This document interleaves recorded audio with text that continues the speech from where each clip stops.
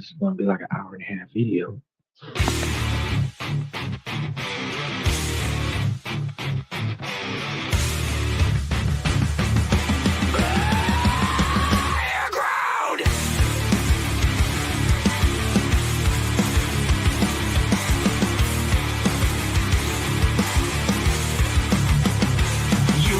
Chased validation, now I validate myself. Building inner strength, putting doubt up on the shelf. No more unnecessary drama, no more wasted time. Climbing higher constantly, making my own climb. Standing on higher ground, where excellence is found. My potential knows no bounds. Raising the bar, breaking ground. My network is my net worth. Choose your company wise. Surround yourself with eagles, not with sheep in disguise. Every interaction is a reflection of my brand. Quality over quantity, that's my personal command. Standing on higher ground, where excellence is found. My potential knows no bounds. Raising the bar, breaking ground. Whoa. I'm not just living, I'm manifesting my vision. Cutting through limitations with surgical precision. My expectations are my compass, my respect is my shield. To mediocrity and chaos, I will never yield.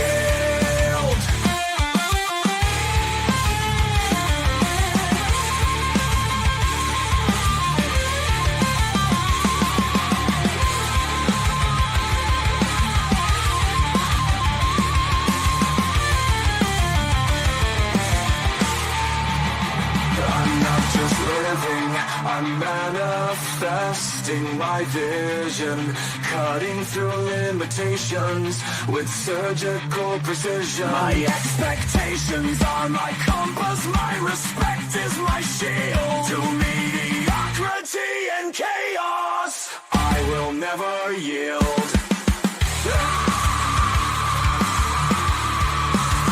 Standing on higher ground,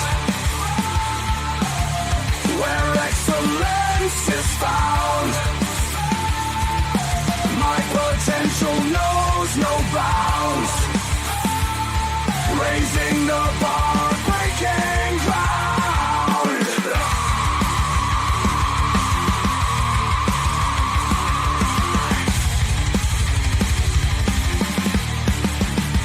I'm not just living, I'm manifesting my vision. Cutting through limitations with surgical precision. My expectations are my compass, my respect is my shield. To mediocrity and chaos, I will never yield. How you doing, ladies and gentlemen? Welcome to This and That. I'm your host, Xander, where we're talking about this, that, and everything in between. We have, ooh, look at this. We off to the side. We're going to come over here a little bit. Well, sometimes I'm off to the side anyway. Either way. All right, good. We are on our Wednesday. I had to sit there and think about it. Wednesday night show.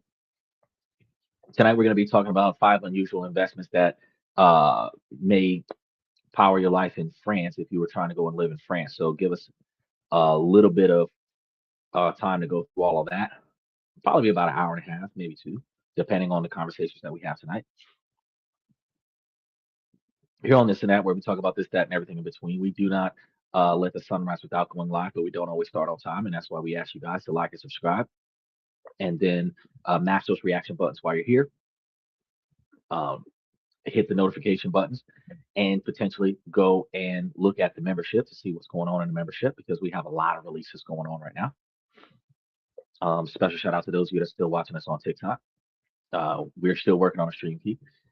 We have not gotten feedback yet from the admins about it, but we're still working on that. So we're in two different places right now, three different places because we have Twitch and YouTube on one side of things and TikTok on a separate scenario. So we're trying to integrate TikTok into the live podcast.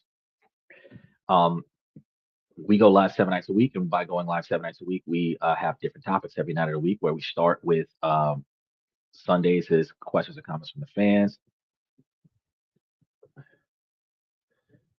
Uh, he says you look like a lawyer who does jazz in smoky halls on Sunday evenings. Okay, I don't know how to feel about that, but at least I look like a lawyer. Um, that's not pertaining to today's topic because today we're talking about living and investing in France. So I'm going to ask that when you do come to the show, that you stay on topic, whatever the topic is. Oh, it's a compliment. Well, I appreciate that. Thank you. But I know you guys get the prompts at least on YouTube to stay on topic with the topic at hand and keep the comments appropriate and respectful for the other people in the podcast. So we talk about different topics every night of the week. Sundays, questions and comments from the fans, questions that you have about how to fix the things that you've got going on, and I try to provide you guys with answers for that. Monday, Tuesday, and Wednesday is business and politics, where Monday we talk about how politics negatively impacts your ability to make, save, and invest money. Um, Tuesdays we talk about different ways to make money, save money, invest money, and budget money. Where this past Tuesday, we were what were we talking about yesterday? Um, I remember we had some discussions about the IRS. We were talking about 401ks. This week we talked about the new currencies, the commemorative currencies that were being produced. There was a lot of things that we talked about over the past week as far as those making, saving, and investing and budgeting money.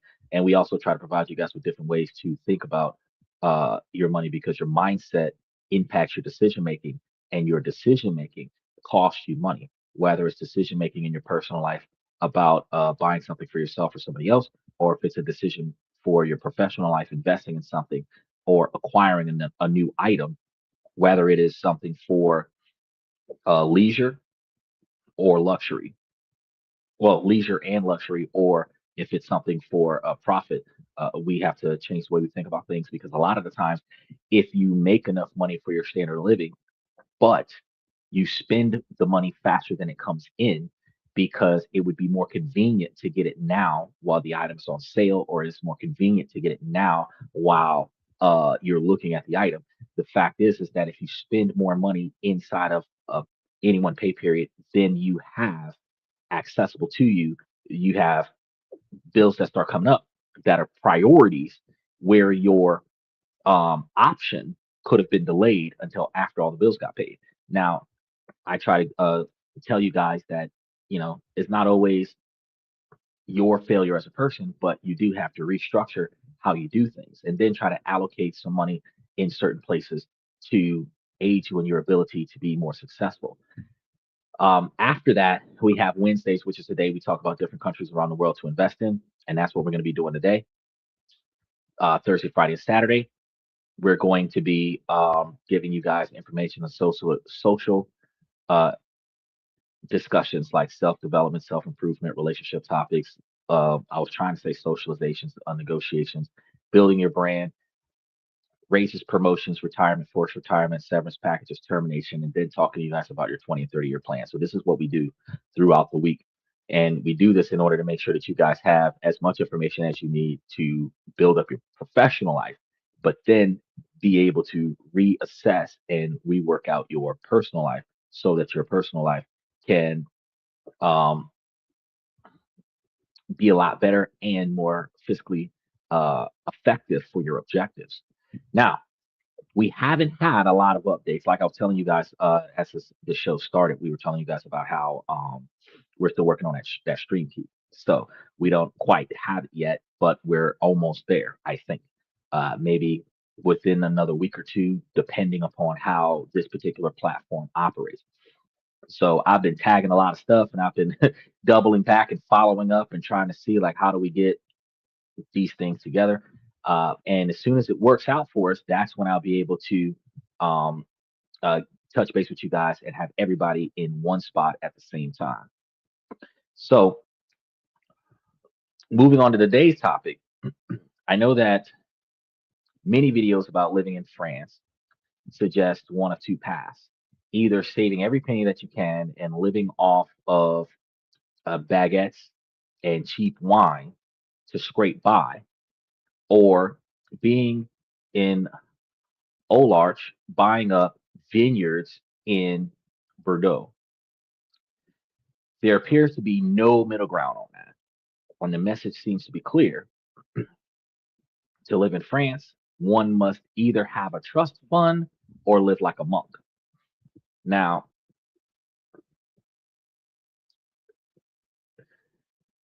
the guide is for us to show you both of the extremes and show the flaws in both of these fundamental bases. Because it is possible to live on $3,000 a month in France comfortably with travel and enjoyment.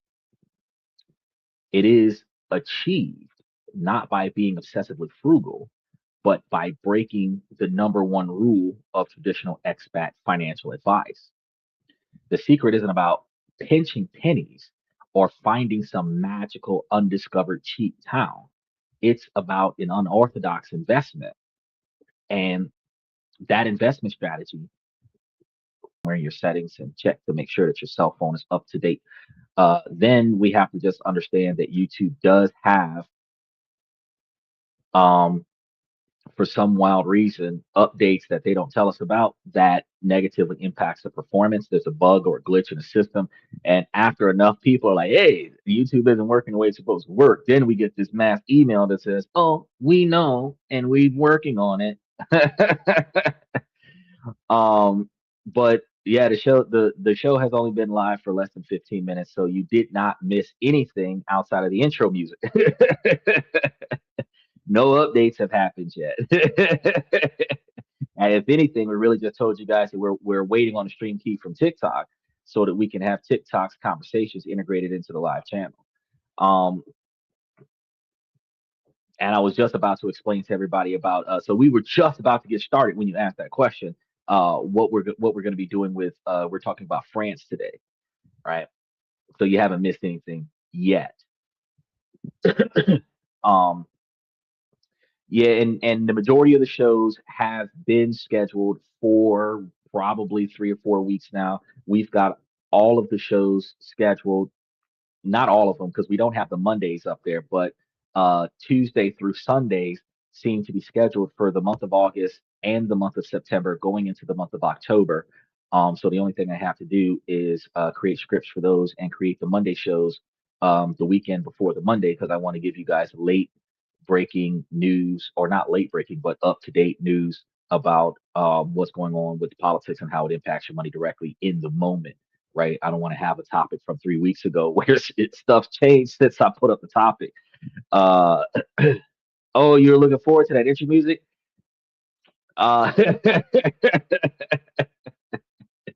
see, the wild part is that if I play it in the background, um, during the show, you can't hear me talk because I've tried that from time to time. Because we've got like I could put the background music up there, but when I put it up there, it's like you can hear it, but you can also hear me, and that starts making things a little bit more compromised. Right? It's a really good jam. It really is. I love it, but for some reason it just doesn't do what I expect. Oh, let me see if I can you hear it? I can't hear it. I can hear myself. I was trying to make it work for you, hear it in the background, but it's it kind of interferes with our ability to have a discussion. Yeah, I'm not hearing it. Uh, I tried, my man. I tried. All right, we'll figure it out. We'll figure it out. Um, and it's like a 4 or 5 minute intro. I know it's a great song. I love it. Uh, and that's why I brought that one back because I had Elevation Protocol playing, and then non-negotiable playing for a season, and then I have that one as the outro as well. So I actually like that version of the of Higher Ground. But you can actually, if you ever want to rock out to that particular song, let me go ahead and stop this. Oh no, it's fading in and out. Hold on a second. Oh, now I can hear it. They tripping. YouTube is wild. Okay, here. Steven, this is the name of the song.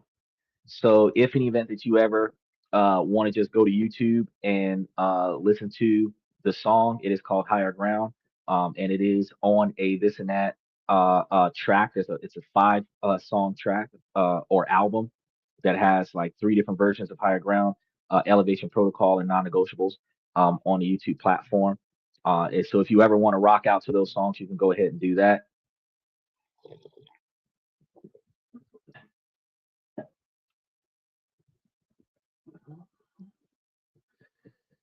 Uh, okay, this is strange, but this individual is supposed to be putting on some suede loafers tomorrow and go around Italians. Excuse me. I kind of scared the dog. No, funny. I actually side note real quick because before we get started on the main topic, 'cause since Cash Bandit had mentioned that, I actually was looking at some Oxfords and I found there is a specific store, and I'm gonna put it into the membership. I'm gonna put the link into the membership, in case Stephen, if you want to take a look. Um, I found a place where you can make custom shoes, your custom Oxfords, and they're like between 200 and $400 a shoe for the set. You can make them like with different materials, different kind of leathers, different colors, two tone it if you want to, and that's the kind of um, unique qualities where people with a little bit of class and a little bit of style would be able to look at your shoes matching your outfit and having custom shoes. Like if you wanted to have like some um, brownish tan and white Oxfords to match your chocolate brown and vanilla cream suit kind of thing, you could get you some custom made shoes to match your suit. And in doing so, you could create a unique style with a pair of shoes that nobody's got, or very few people put it together like that. So in your network and the people that you pass by, no one's got those and no one would know where to go to get those. And they're going to admire that because it's rare to see. It's not something that you can pick up at Walmart. It's not something that you can pick up at the mall. It's not something that you can pick up at a Oxford shoe store because it's a custom shoe. So it's a bargain thing for somebody that's coming up if you're trying to expand your wardrobe and you're trying to get more stylish attire without having to go all out and buy a bunch of expensive things. But again, it's a three-figure budget. You're looking at between like 215 and like $400 for the shoes, plus taxes and shipping. If that is something that you're interested in, I saw it and I thought that that might be a good idea to eventually add to my budget, but it is not something I'm doing in the next 5 months.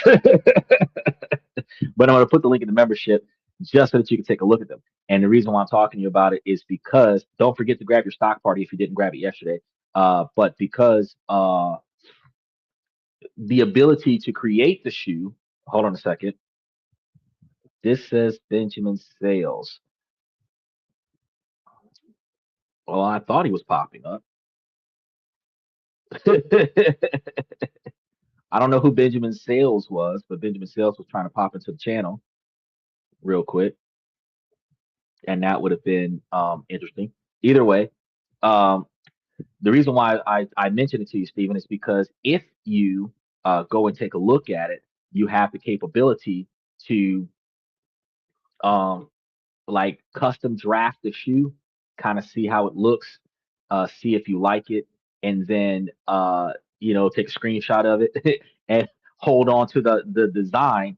And then whenever you decide that you want to go ahead and grab it, you can go back to that same link and then recreate the same shoe and then purchase it at that point. So it's something where you have like low tops, high tops, stuff to that effect, and you can kind of window shop the situation. And that's why I'm mentioning it, because what wealthy people do over broke minded individuals is a broke minded person will impulse buy an item.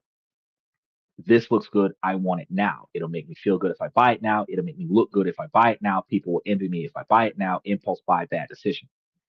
You can look at the shoes. You can look at your wardrobe and remember what I told you on February and March.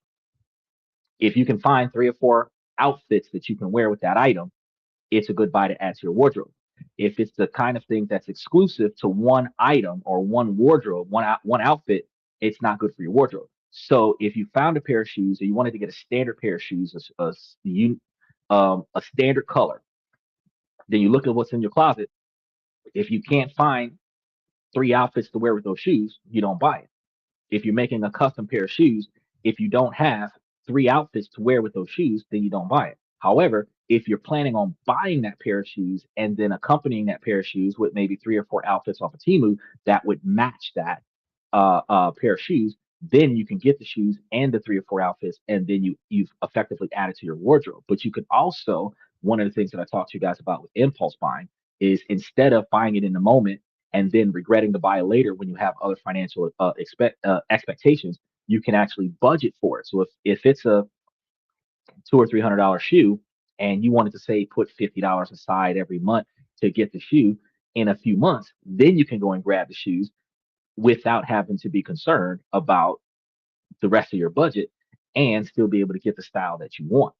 Because remember when we were talking about earlier this year, creating the wardrobe that you want, you can do it on a budget by allocating a specific amount of money every month to a wardrobe fund.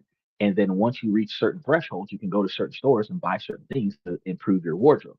So I just wanted to touch base on that as a side note because I thought that that would be fantastic for you to know, and also very interesting for you to acclimate once you start working that into the rest of your stuff. And here comes Michael with left field information. He says, just use the credit card. Well, Michael, there are some people that have large credit card amounts. And yes, you could just put it on a credit card. But if you're going to put it on a credit card and you don't have the full amount, that means that the debt is going to roll over on the credit card, which means that you're going to have interest rates on a credit card, which increases the cost of the shoe. Because if it's a $400 shoe and you're paying 22% interest on the $400 for the shoe, you would likely be paying an extra 40 or $50 for that shoe over time because you're paying for the interest on the show. If you're paying for interest on the shoe, if you were to, like I told you guys before, um, if you're revolving all of your standard utility bills and standard issue like insurances and everything like that through your credit cards and then paying it down, where you're leaving $2 on the card at the end of the month, you will find yourself in a position where you might actually have an extra $300 somewhere. And then instead of just putting it on a credit card and letting it roll over, you can wait until the credit card rolls itself over, put it on a credit card, and then pay it in a couple of weeks where the credit card is still at $2, but all of your bills are paid for the next 6 months, so it doesn't hurt your budget. Either way, it's a planning thing. You don't just throw it on your credit card because that's a waste of money. And that's a bad decision. A smart decision would be to budget it in a way where you can allocate the money into your expenses in a way where it doesn't hurt your bottom line. He says, I'll pay for it later. Well, of course, you're almost dead. You can pay for it later. It's just my right arm at 28%. Yeah, but that's too much. That's a waste of money. Why pay an extra 28% to impulse buy now when you can budget it and not have that 20% and still get the shoes? Because you don't need them right now. I just mentioned it to him today, which means that he could make plans to look at the shoes this month and then make plans to pick up the shoes maybe by Christmas probably catch a Christmas sale and still get the same custom shoes. Wouldn't it make more sense to just wait and then plan for it instead of just running out there and going and grab it on a credit card or running out there and spending money you don't have to buy something that I just mentioned today? That isn't a situation that's going to disappear anytime soon. So it's not like it's a limited edition. It's just custom where not too many people know about it to put an effort into trying to acquire it.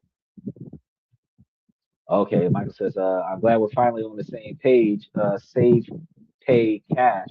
No, we're not on the same page. I'm not saying save and pay in cash. I'm saying budget your money so that if you were to put it on a credit card, you're putting it on a credit card after the billing cycle rolls over within the first 5 days of the new billing cycle. And then you can pay off the credit card within 7 days before the end of the billing cycle so that you can keep utilizing your credit cards in order to keep the utilization low and keep credit usage or credit limits availabilities high, which actually improves your credit score because you have to have pass through activity, because if there's no activity on your credit cards, your credit score is not going to be as high as it would be if there's activity on the credit card, right? So no, we're not on the same page. We're rarely on the same page, you know, because yeah, you could put it on a credit card, but you're not supposed to. The wise decision is to not put money on your credit card that you don't have available in cash. And the reason why that is because if you're going to charge it to your credit card today and your bill doesn't end, like right now, it's what the 5th of August.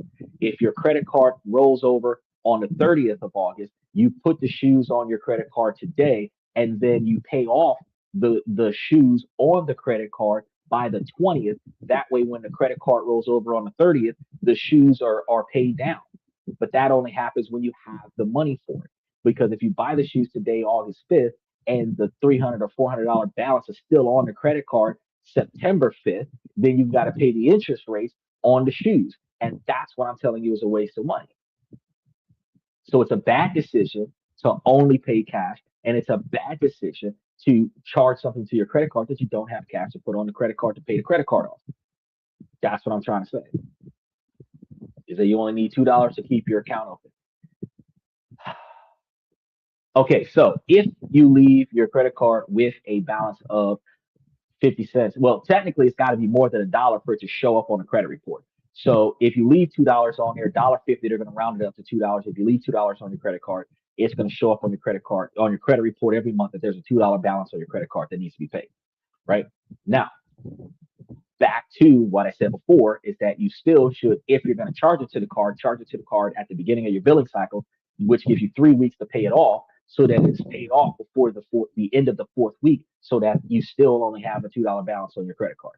That's what I'm saying. But if you don't have the $300 to pay off the shoes on a credit card now, then you don't want to charge it to the credit card now. You want to put money aside and save the $300, $400 for the shoes now, and then put it on the credit card when you know you have enough money to pay off the credit card after you've got the shoes. That's what we're trying to tell you. That would make more sense. So it's hard to teach. It's hard to teach, Michael. Then why buy? See, exactly. It's hard to teach Michael how to. Okay, Michael. Steven is changing his wardrobe from casual street clothes to professional business clothes.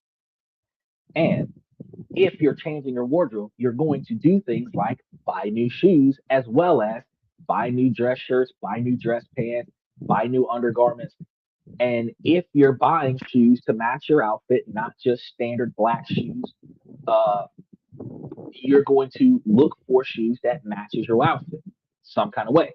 So if you're buying, Oxfords are high quality shoes, very durable. And if you were to buy that instead of buying a flashy pair of dress shoes from a cheap store that would fall apart in a shorter period of time, you buy one pair of Oxfords that might last you 10 years instead of buying a pair of cheaper shoes that might cost you like $45, but you would have to buy 10 pairs of them in order for it to last you the same 10-year span. The difference is that you have one pair of shoes of quality, and if you were to buy a one quality shoe a year, where each shoe that is a quality shoe would last you like 5 or 10 years. If you bought one quality shoe a year, you would end up having 5 or 10 shoes in 5 years, and that would give you the ability to cycle those shoes out, which would extend the life of the shoes and expand your wardrobe and keep you with a stylish look that is custom to who you are going to be now. And that's why we were talking about that, because this is piggybacking off of a previous show in February and March when I was telling Stephen about how to improve his wardrobe. That's why you buy them. You buy the shoes in order to improve your um, visibility in your attire, because your respect is going to start with how you look when you walk up, how you walk when you walk up, and then how you talk after you get there. So if you are, even if you're wearing a suit, if you're wearing a suit with Converse on, like black sneakers or whatever, it may take away from the visibility of the quality of the suit. So if you wear actual quality dress shoes with the suit, then it keeps a neutral balance of visibility where you look business from head to toe, not look like a child at your feet and look like an adult in the suit where it looks like you're wearing your daddy's suit, which ultimately means that you're not going to be respected as a man. That's why you buy them when you can afford them. That's what I was trying to get you to understand. He says, well, if you don't have the money, you don't need them. Wrong. If you don't have the money, you budget for them. You can need something and not have the money to pay for it, and you can want something and have the money to pay for it. And the things that you want, you may not need, right? And the things that you need, you may not afford. So if you don't have the money for something that you can benefit from, you budget for it. You don't just chalk up anything outside of your budget as I don't need that. That is the difference. That's a scavenger lifestyle. You're forcing yourself to do without because you don't make enough money to get the things that you need. Instead, you budget your money, and with Steven, he should be upward of 50 or 60% of his income being invested into his brokerage account, building generational wealth. So he has the capability of saying, well, instead of me putting $400 a month into my brokerage account, I might want to take $50 a month and put it towards getting me another pair of shoes, where I would then be putting $350 a month into my brokerage account and then buying those shoes, which is just reallocating capital. And that is wise and appropriate investing, right? As well as budgeting and saving and building yourself up in a more successful way, not just doing without or overspending simply because you have it. Is it, oh, you mean save for them? Man, that's the first thing that I said like 20 minutes ago. As soon as I said, don't get them right now, you can save for them, you can budget for them. And then when you have enough money to get them, then you go get them. And you said, just throw it on the credit card. Sit down and paint, Michael. Sit down and paint. ah, budget, save, same thing. No, no. Okay, so saving is going to be holding money, just holding money. Budgeting is going to be having a line item for every dollar that you have, where there's a job for each dollar that you're sitting on. There's a difference there, because I could save gas in my car, just have gas, or I can have a certain quantity of mileage that is dedicated to a specific trip. You have to recognize, Michael, that there's a fine line between carelessly automating your life, where you're just going with the flow, versus deliberately, intentionally assigning tasks and operations throughout your life in order for you to make sure that things are going the way you want them to go, instead of like being on a semi autopilot situation. He said, do you have the shoes? Better save. I made it clear earlier that I found the shoes. I thought they were nice. I figured that I would tell Steven about them. I was going to send him a link so that he can window shop on a situation where he's looking at them but not buying them. And when I get those shoes, although I did say I wouldn't get them within the next 5 months, that I would have those shoes specifically because I have the ability to afford those shoes. So, and it's not because I don't have the money to get the shoes today. I don't have the value in getting those shoes today because I already have 4 or 5 pairs of shoes that I bought within the last 5 months that I'm not wearing all of those shoes every month. So since I'm not wearing all of those shoes every month, there are some shoes that I wear for some reasons and other shoes that I wear for other reasons. Like I have certain shoes that I wear when I go to the airport so I don't have to worry about the metal detectors. And I have other shoes that I wear out in the streets where I wouldn't be able to wear those shoes in a courthouse. I have shoes that I wear to court. I have shoes that I wear to the store. I have shoes that I wear when it's cold out. I have shoes that I wear when it's not cold out. I have shoes that I wear in the yard when I'm not going anywhere that are not the kind of shoes that I would wear if I got in a car and went somewhere.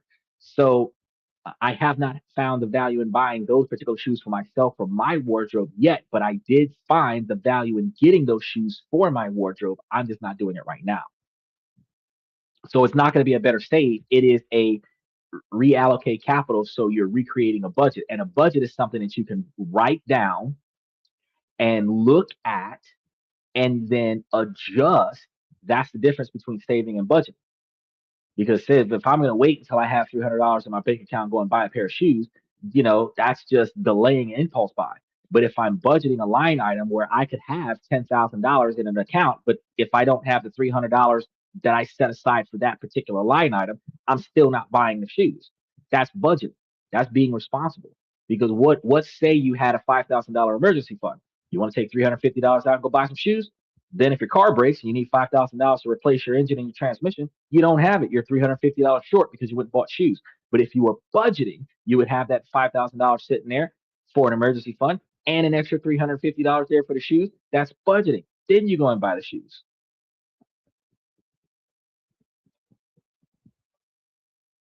He says you can budget for them and put that money away for those shoes. Yes.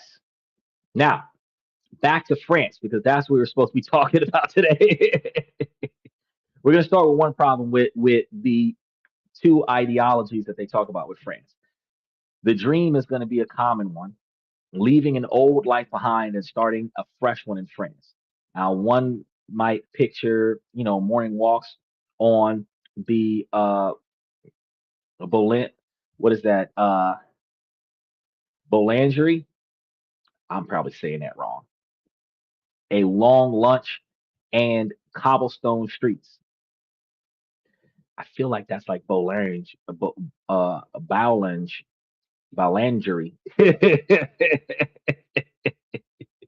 Never been to France, so pronunciations are a bit rough.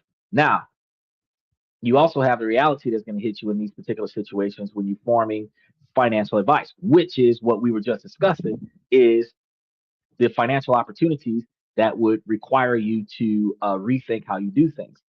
Online searches and videos are going to present a very specific, very conservative story. It can be called the expat financial fortress model, right? It's going to go a little something like this.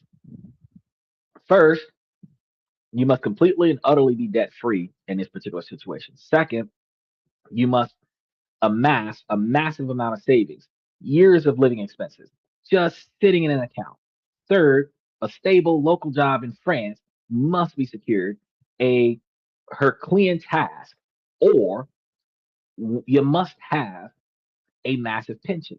The advice is always about minimizing risk to absolute zero. And it's going to be about building impenetrable financial walls before even packing a single suitcase. That's the advice that's being given online right now. He says, postcard honeymoon in France. Better keep an eye on your wallet. Well, we've talked about plenty of different times that certain countries around the world is realistically impossible to perform under the false information that people give. Because yes, at the lifestyle of the natives, there are some situations where you can live dirt cheap. However, to minimize culture shock and maximize the comfort of Western living, a lot of countries that would otherwise be a dirt cheap standard living might be 3 or 4 times more just to manage the lifestyle that you're used to in another country. Then you also have other countries that are just as expensive, if not more expensive than America, where you go from a middle class lifestyle in America to a lower class lifestyle in another country.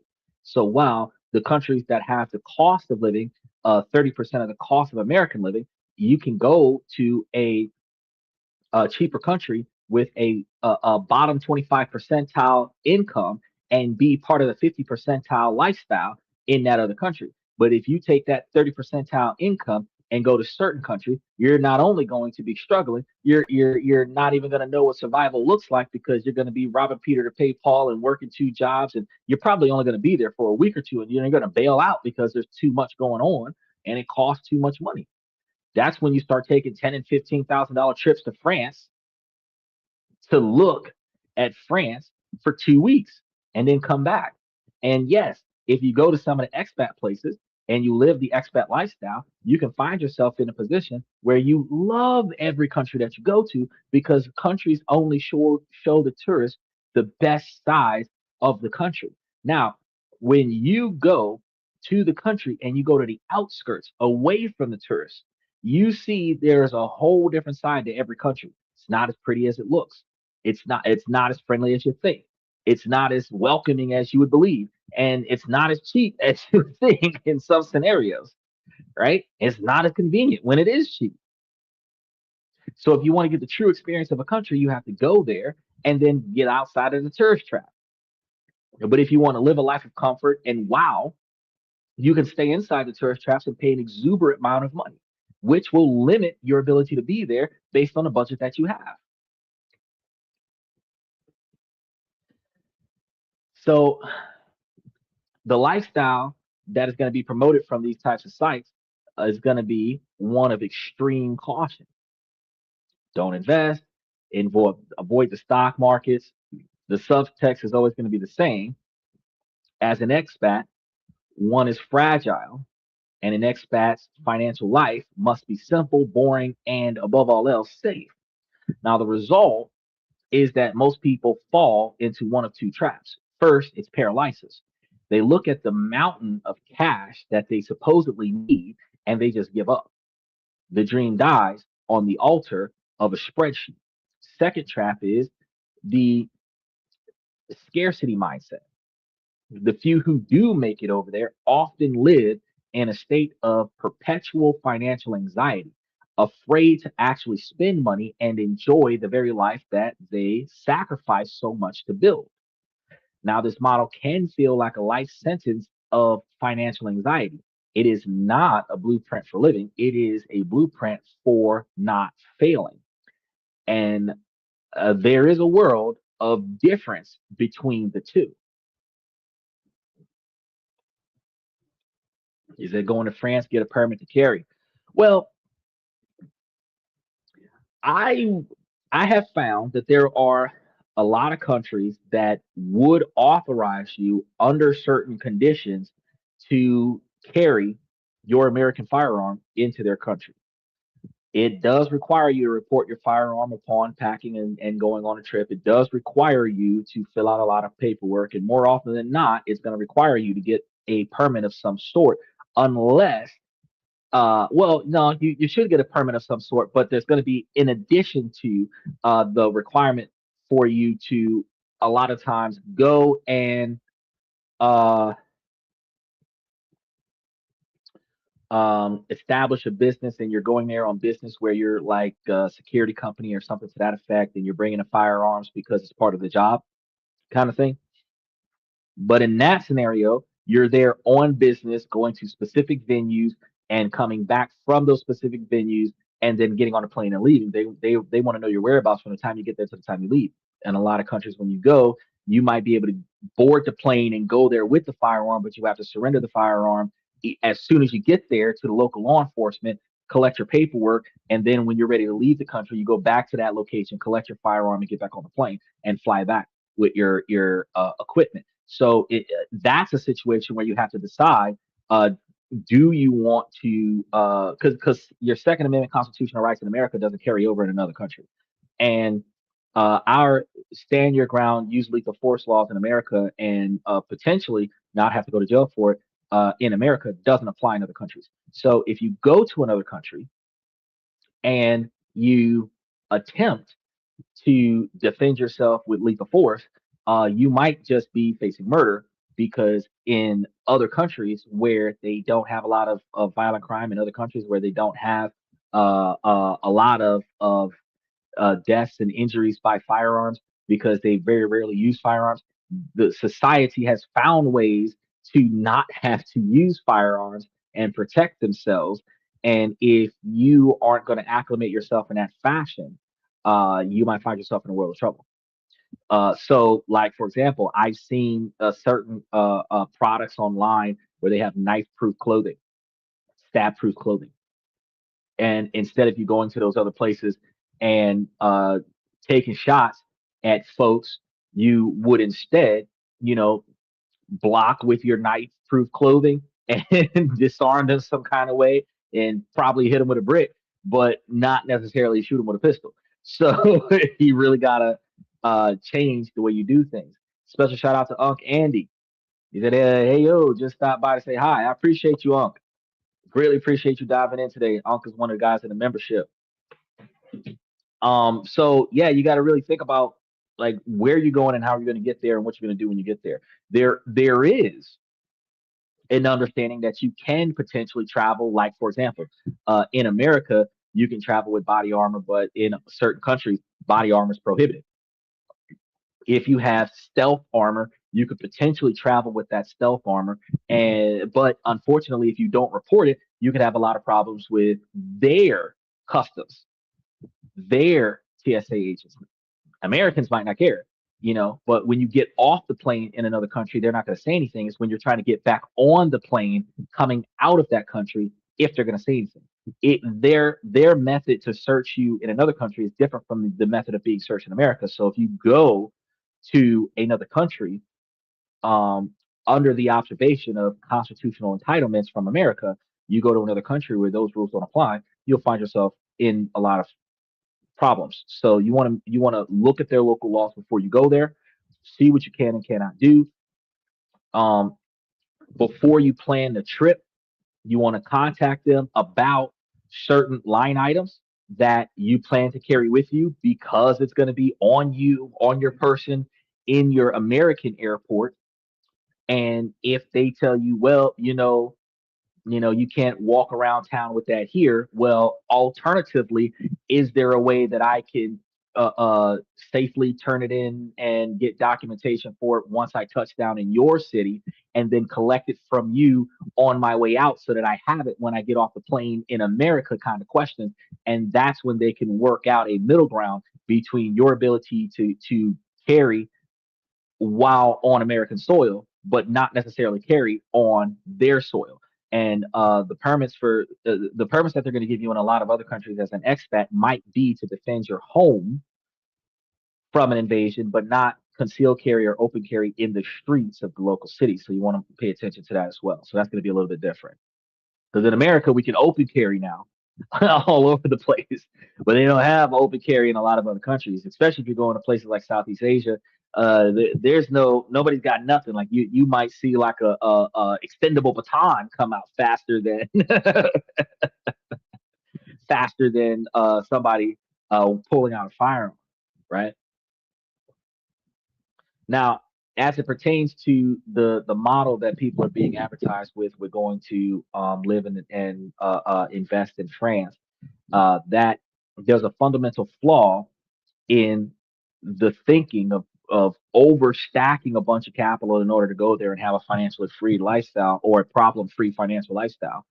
Um, and that's because this thinking is going to be based on an old model where income is tied to a physical location, um, which is new in our environment, that we don't have to worry about that because fintech allows us to have our income not necessarily uh, attached to our current location. We not only fintech but digital nomads, because being able to get paid off of the computer or getting paid from the cell phone, getting paid in emails and stuff to that effect. You don't necessarily have to collect your money from a physical location.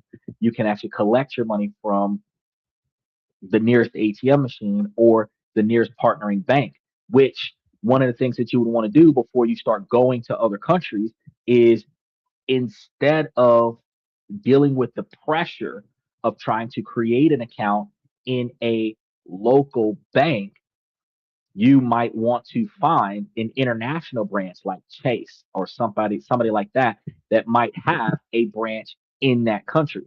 While getting to the convenience of that bank is going to be inconvenient, the fact is that you have less complications if you move your money to a Chase bank account in America and then withdraw that money from a Chase bank account in France. It makes a lot more sense that way.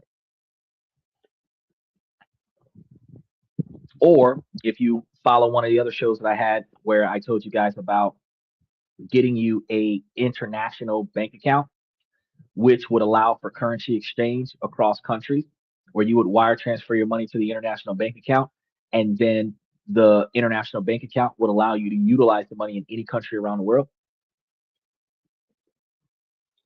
Not for free though. We understand that with currency exchange, there is going to be exchange rate fees, but having the capabilities of having your money accessible to you when you get ready to start spending it, that is what we're talking about here. So the old model is going to assume one of the most, uh, the one person that owns the most money versus the one who spends the money. So I'm going to say that again. It's going to be under the assumption that you must earn a lot of money in order to have a lot of money to spend. So you must put a lot of money somewhere in order for you to have a lot of money to spend. That's the old model. But what if that old model is no longer true? What if there's a system that could be built where the money works for you in a much more powerful economic engine while you enjoy the benefits of a higher quality of life somewhere else? Now, remember, I've been talking to you guys about geo arbitrage. Geo arbitrage is where you make uh, capital in a country that has a higher dollar cost average, where the buying power is more effective in a different country. Like, for example, the United States,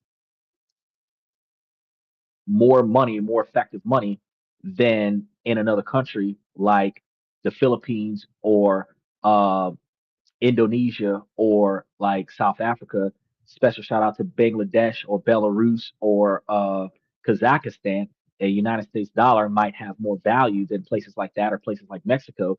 And if you are earning income from America while living in a cheaper country, your income would go further in that country instead of working specifically in that country, making an income from that country, right? That's something that not a lot of people think about. Now, this is going to be the foundation of a strategy. And it's not about being reckless, it is about being strategic. And it is going to be about leveraging global arbitrage for an entire lifestyle. And the first step is to reject the conventional wisdom that is keeping so many people from their French dreams. So, what is going to be the big unorthodox secret? The one that I told you guys that I was going to tell y'all today. It's going to be this: the money isn't just saved, it's put to work. And it is not put to work in France. The capital, which is going to be the engine that powers the lifestyle, would remain firmly planted in like the United States market.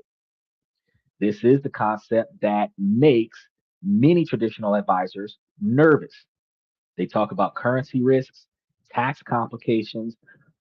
What they miss is the incredible power of geographic arbitrage when it applies to the capital itself. So let's break this down and think about it.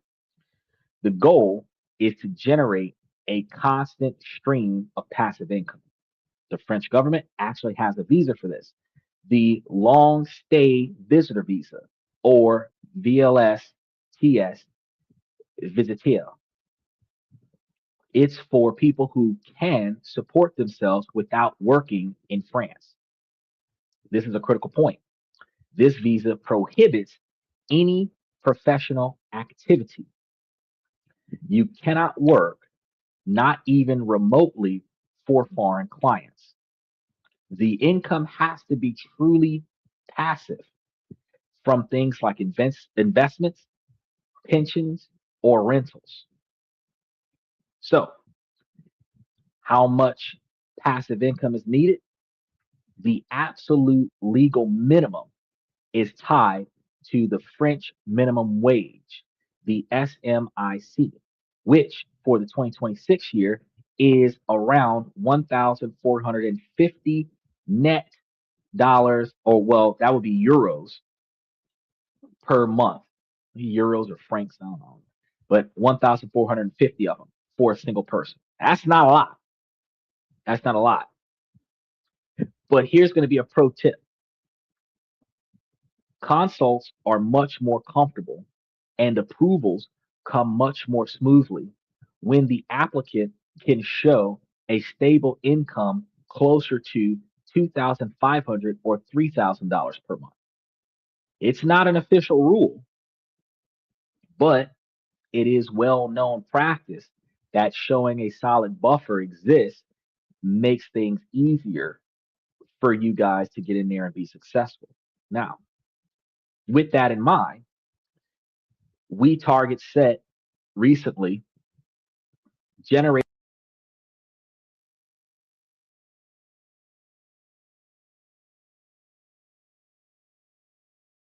Let's get the mic back up.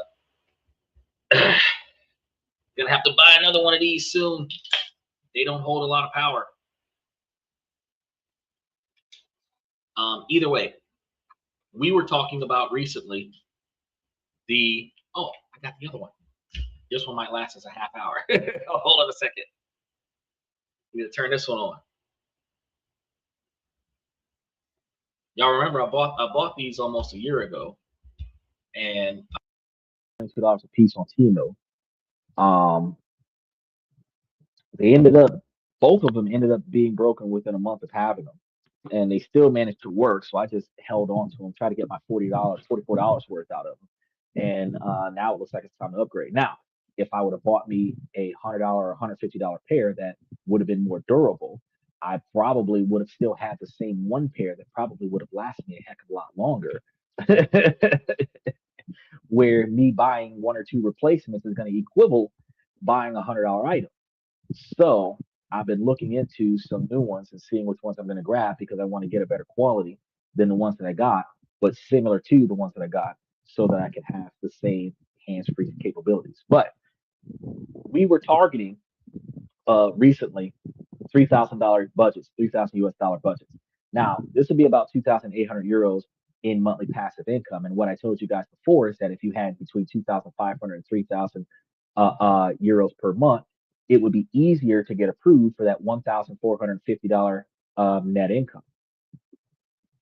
And because 2,800 is like 200 away from the top side, you're in the clear. So how is that done? The old fortress approach would be to have a massive pile of cash that is slowly drawn down. And that is the retirement model that a lot of people talk about, is putting a large quantity of money somewhere and then selling off stocks, withdrawing money, almost like Raymond Reddington from Blacklist, like dismantling your empire and using all of your resources as you phase out of the industry, right? Truth is, you don't have to do that. I've been giving you guys a bunch of portfolios where the money can make money for you and you can have a fully automated 100% dividend paying portfolio that's giving you back upward of 15 to 20% return on investment, where you can make a lot of money and not have to sell anything. not have to give anything away, right? And it'll always be there as long as those companies don't go under. Steven says, selling off stocks is never an option. It's not, but the old model was build up enough because preferably people grab growth stocks because growth stocks would expand in value more effectively than dividend paying stocks, but dividend paying stocks pays you more money over time. So when you think about buying and holding a stock for 40 years and having 5 times more than what you started with versus buying a stock that pays dividends that would be paying you an allowance every year until for 40 years until you decide to stop adding to the principal is that you can benefit from getting money back today versus having to wait until years later and selling it off and getting money back later. So now that you can live off of the dividends, it is not as effective to buy and hold a stock for 40 years and then sell it. Now it's more effective to buy and hold more dividend paying stocks that you don't have to sell so that you can keep those stocks, right? Trader says, so the federal tax exemption does not apply to unearned income when living abroad. Um, Federal tax exemption. So you have a federal tax exemption for the United States for income that is earned from anywhere around the world. That income is typically from selling something, whether it's a service or an item, to make a profit. The exemption is going to come under certain qualifications. Like, for example, if you are generating an income from another country as a United States citizen, the United States may offer you a tax exemption up to a certain amount, like 150 or $250,000, because that country is going to tax you, and the goal is to not have you taxed twice for the same money. So if you're reporting to both countries, one country should offer you a tax exemption because the other country is going to tax you on that same money, right? Now, if you're not earning an income, okay, because income taxes is for income, right? And that's going to be another thing that people utilize trusts for, because if you build a trust in a country that doesn't tax and the trust pays money to the beneficiaries, it is not classified as earned income because that is not taxable income in a country that doesn't charge taxes. In the United States, if the trust pays taxes on the money in the trust before it issues out the dividends, then while it's going to be paying way more taxes than what you will,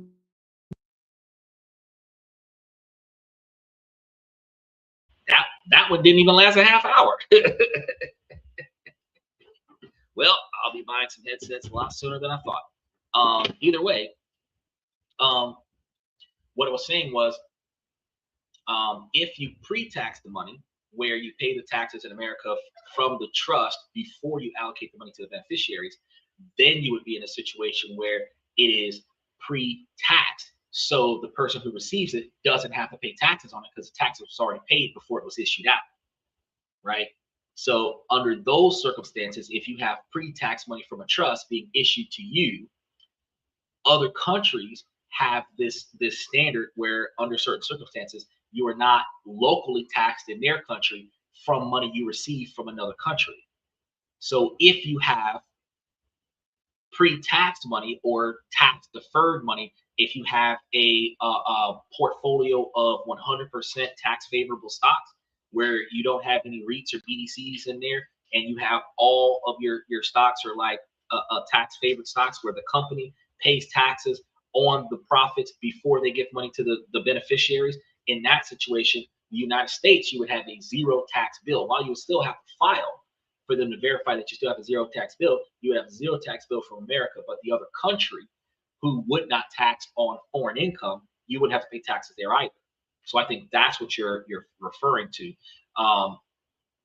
does it apply to unearned income when you're living abroad? If it is not earned, there isn't a taxation on it if it's not earned income. But we also have to recognize you have a prize tax and you have a gift tax. So we would have to look at some tax laws to be able to determine the difference between a gift tax and a beneficiary distribution from a trust to determine whether or not that qualifies as a gift tax.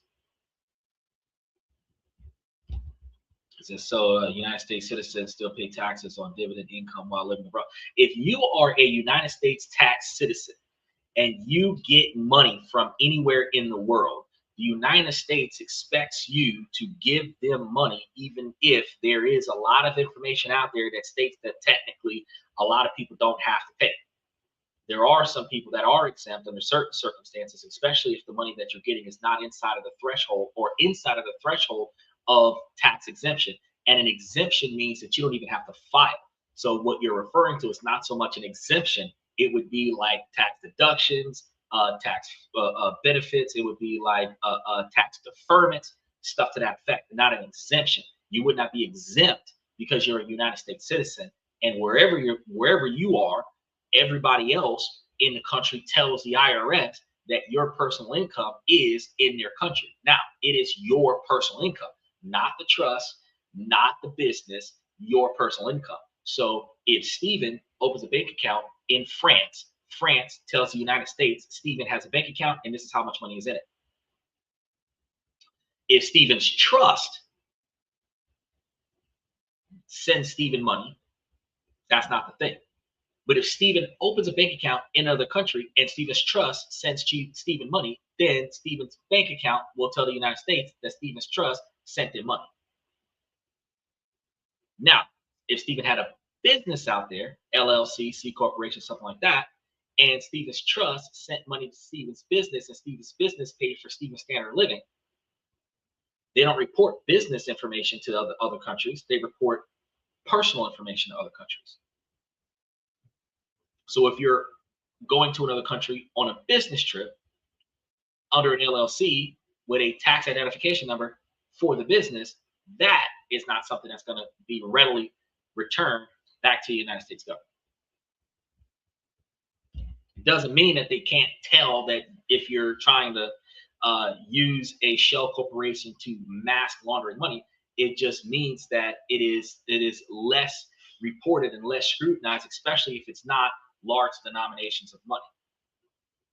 You know, $2,000, $3,000, $5,000 a month, enough for somebody to live off of, is less often reported and less often scrutinized by the United States government. Now, if it was 50, 60,000, 100,000, 200, $300,000 at a time, then everybody would be cracking open investigations, seeing where the money's coming from, who it's going to, and then the United States would be like, well, hold on, if you got that much money going on, let me get some of that, right? So you got to pay attention to that. Steven says that if you hold Chinese stocks, for example, is that taxed differently? If you have income, stocks, bonds, ETFs of any kind, real estate, rental properties, whatever going on in China, that is a foreign income that the United States wants you to report, and up to somewhere between $150,000 and $250,000 a year, the United States will give you an exemption, or not an, like an exemption. It's similar to an exemption of the deductible or deferral, however you want to word it, where the United States is not going to tax you on that money. And the reason why the United States is not going to tax you on that money is because China's going to tax you on that money. So what people think is, if I'm a United States citizen, if I'm making a profit in another country, I don't have to file taxes in the local country that I'm in. That is wrong. If you're in the local country that you're in, if you're in China, if you're in Africa, if you're in Australia, and you're making a profit from that country locally, you've got to pay local taxes. The difference is that you report it to America so that you don't have to pay taxes in America as well for the same money. So the exemption that you might get is that, say you're making like $70,000 a year in like Dubai. Dubai might tax you for making the money in Dubai, but the United States might not tax you for the same money in the United States. That's what we're talking about. So it's not like, oh, well, if I hop a plane and go to the Philippines, I no longer have to pay taxes as a United States citizen. You still should report it. It's just that they may turn around and tell you, you don't owe us nothing for that, right? But if it is taxable income, they're going to get their cut. And then the Philippines is not going to tax you on it, because you're going to, if it is income made in the Philippines, then the Philippines will say, well, you got to give me a cut.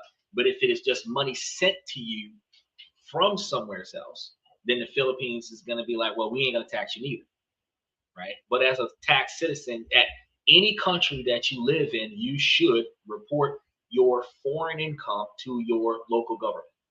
That should be a practice that you have, because as we've discussed on the show plenty of times, is that transparency is mandatory amongst all 100-something countries around the world.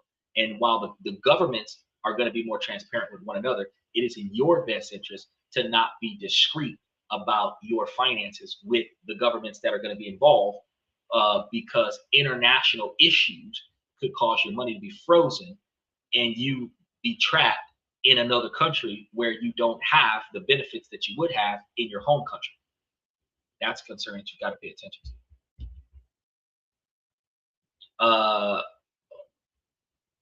In general, the United States taxes its citizens on worldwide income. Yes. So just gotta.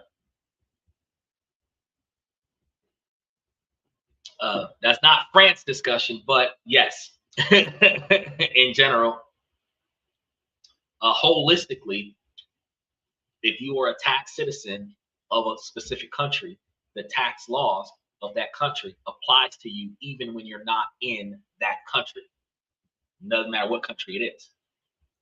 So if that country does not charge you taxation for making money in another country, then your tax country will exempt you from taxation. If your tax country will tax you on income made anywhere in the world, then you have to report that tax to your local country. Now, the country that you make the money in is a different country. And if that country taxes the money, then your home country may not tax the money. But if that country does not tax the money, your home country might tax the money. But say like Naviz or Cape Cod, they may not tax, and the United States may not tax. So you might end up with tax-free money. But say like Belize or like Sudan or like India, they may tax, but the United States may not tax because it's happening in their country, not in the United States. It's different than most other countries in the world. Every country is going to be different. The only thing is that, like I tell you guys before, one of the fundamental truths that I tell you guys is to accept the consequences of your actions before you perform any actions. So knowing what you can and cannot do before you go there is important. So if you're planning on making money, like let's say you wanted to go to Japan. Let's say you wanted to go to Japan and start up a business and benefit from the incentive that they give you for hiring two locals to run your business for you, which encourages you to set up something that you don't have to show up for work for every day. And let's say that you wanted to go there and benefit from the childcare benefit that they offer. Fact is, you're going over there with the expectation to make money locally as a business or as an entrepreneur. And now you need to find out what their tax laws are. Now you need to find out what their business laws are. Now you need to find out what legal age limits you can hire so that you're not hiring people too young. What their labor laws look like so that you're not working people too much. What termination laws that they have so that you're not firing people thinking that you can fire them in that country the way you fire them in America, and then find out that you end up in a legal action because their work laws prevent you from terminating somebody without going through the proper channels. So in America, you could tell somebody, you can look somebody in a day and hit them with that Vince McMahon, and your ass is fired today. And tomorrow that person don't have a job. But in another country, if you were to pull that off, they may have compensation for that type of termination. So you have to look at the local laws, and you have to look at the local tax laws. because depending on what you're doing in other countries, they have um, special economic zones, just like the special economic zones I was talking to you about yesterday. In America, they have special economic zones where the government supports your business, and they may give you tax advantages like no taxes, low taxes, or tax credits. They may subsidize your situation where they reimburse you a certain quantity of money, which reduces your debt. So you're supposed to know what the country will allow you to do before you go there, and how is America going to feel about it when you're going over there to do it? So if you wanted to start up a real estate business in another country, and the United States was to say, for example, well, we're not going to tax you on $250,000 worth of money that you make from Japan. Okay, cool. Well, if I'm starting up a business in Japan, I can have $10 million worth of real estate in Japan, but if I'm not getting $250 a year worth of rent money from Japan, I don't have to pay taxes for the United States. But I got to tell the United States, oh yeah, well, so far, according to my ledgers, I made $248,012.62. It's not the $250,000 that threshold that you said. And in the U.S., it's like, don't worry about it. But if you think, oh well, I started up a business in Japan, I don't have to tell the United States nothing. Eventually, somebody's going to find out, and when they do, that is what is identified as tax evasion, because you withheld information. If you file, you should report everything. If you choose not to file, you roll the dice on that, but at least you're not lying on a document. But if you file and you fail to mention something somewhere else, that is evasion. The United States is tax money hungry. Yes, they are. They tax you everywhere. Now, what we were talking about before was the old ways that people talk about building up investment portfolios in another country and then living off of those investments by selling off their stocks and borrowing, or not borrowing, but depleting their savings by spending it towards this lifestyle. That is ultimately the path of capital destruction. The opposite approach is capital preservation, which is what I promote to you guys on a regular basis, and cash flow generation. The capital needs to produce an income without the need to sell the underlying asset. So think of it like an apple orchard. The fortune method is cutting down a tree every month to sell it for firewood. That'll work for a while, but eventually there's no tree left. My method is to harvest the apples every month, sell the apples, not the tree. The tree remains intact. We can still turn a profit. So where can you find these high yield apple trees, hypothetically? Well, the answer is going to be found in specific US-based investments designed for cash flow, like high dividend ETFs, REITs, and specific other covered called ETFs. Now, this is going to be absolutely not the financial advice that you would be expecting to have. And you must do your own homework. But to explain the concept, if we use covered called ETFs like JEPI or JPQ as an example, these funds hold stocks but also sell options on them to generate monthly income streams. And the trade-off is giving up some explosive growth potential in exchange for a more consistent monthly cash flow. So for someone funding a lifestyle abroad, this is the perfect trade-off. The optimization for income, not speculative growth. But let's be clear, while these can provide income in flat markets, they don't erase the risks, because in major crashes, both the value and the distribution can fall. So market risk is still going to be very real.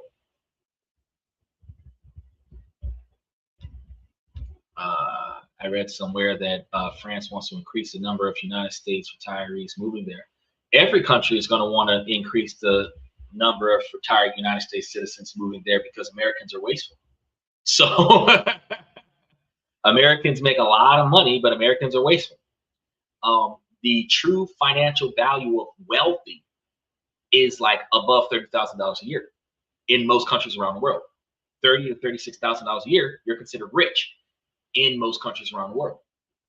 In America, you're dirt poor at $36,000 a year. Because America is so expensive due to inflation, and inflation is due to the price increase from supply and demand due to the Americans being wasteful. They buy regardless of the price, and the price keeps going up, and they keep paying for the price.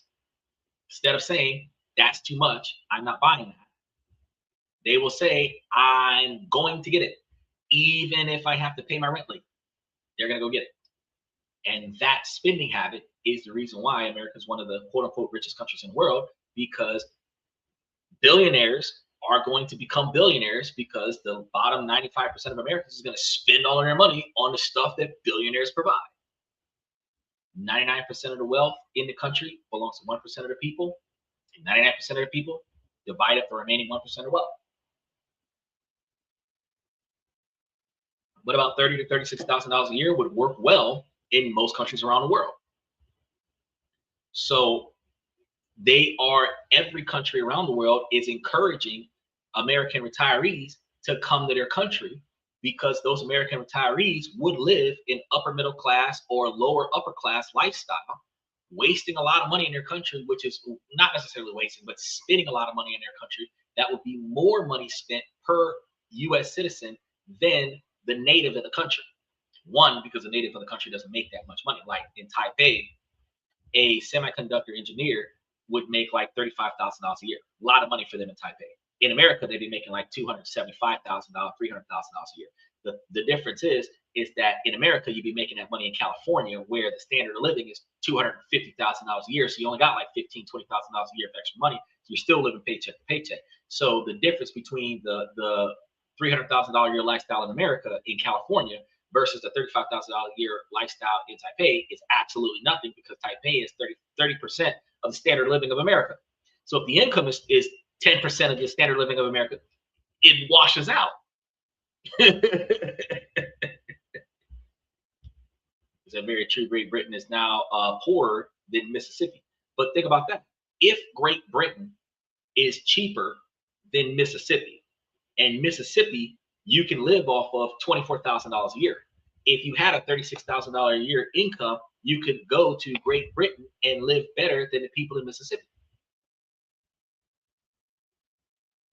Notice I said going to France, you would only need 1,450 euros a month, and 3,000 US dollars a month would actually be 2,800 euros a month, which is double what they expect you to have to get long-term citizenship there.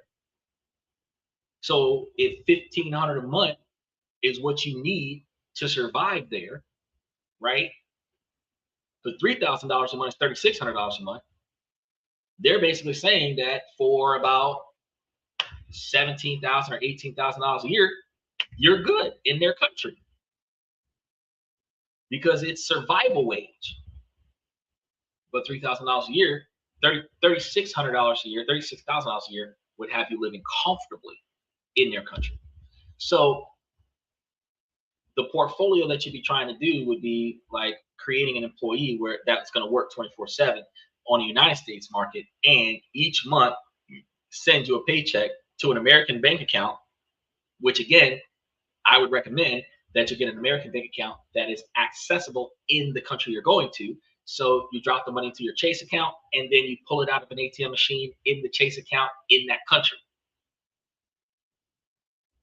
Or because there's a Chase branch, you might be able to pull it out of the bank in that country. Now, you can then use services like Wise to transfer money that you need, or just pull it straight out and have that $2,800. But if you want to wire the money, you can wire it into a French bank account, and the rest of the money can stay in the United States invested in dollars, and having those dollars work for you. Now, the system is going to have several advantages, because first, you're going to be dealing with the arbitrage of an economic system. The money that you earn in high yield environments in the United States, plus having it spent in a high quality environment that costs less than the United States. Second, it's going to control your currency risk, because it doesn't eliminate it, it's just going to control it. If the euro gets stronger, $3,000 US dollars buys fewer things in euros. That's going to be real. However, because the main capital base stays in dollars, only what you need each month is going to be converted. A buffer of several months of living expenses should also be kept in euros in the French accounts to cushion against sudden swings.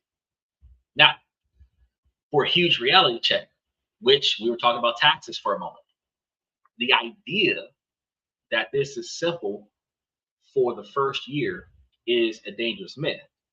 The moment that you live in France for more than 183 days in a single calendar year, you are generally considered a French tax resident, even though you've got dual citizenship at this point because you've got citizenship in the United States. This means that you are potentially liable for French taxation on your worldwide income if you don't report it correctly. There's a US France tax treaty that prevents double taxation, but it doesn't make things simple. Tax compliance for a United States citizen in France is complex from day one, and you will need a professional tax advisor who specializes in this. It is a non-negotiable cost of doing business. But here's going to be an unorthodox secret. This systematic approach is building a financial engine abroad that is powerful enough to fund the lifestyle of a comfortable France native. It takes a little bit of research and it's going to take some understanding of the risks, but the reward is a life that is not just possible, but truly enjoyable.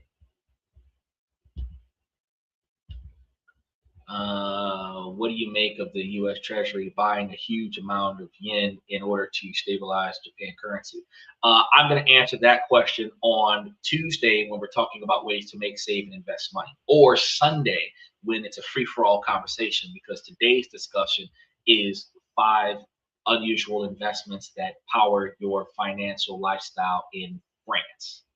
So I'm exclusively having a unilateral discussion about you going to France, living in France, investing money while living in France. So I've kind of tackled a few of your non-topic related questions. So this question you're going to have to reserve for Tuesday when we're talking about ways to make, save, and invest money, or Sunday when it is a free-for-all for questions.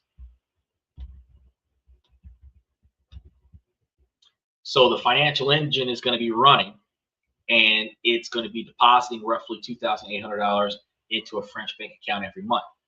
What would that actually buy for you if you were trying to buy standard living in France?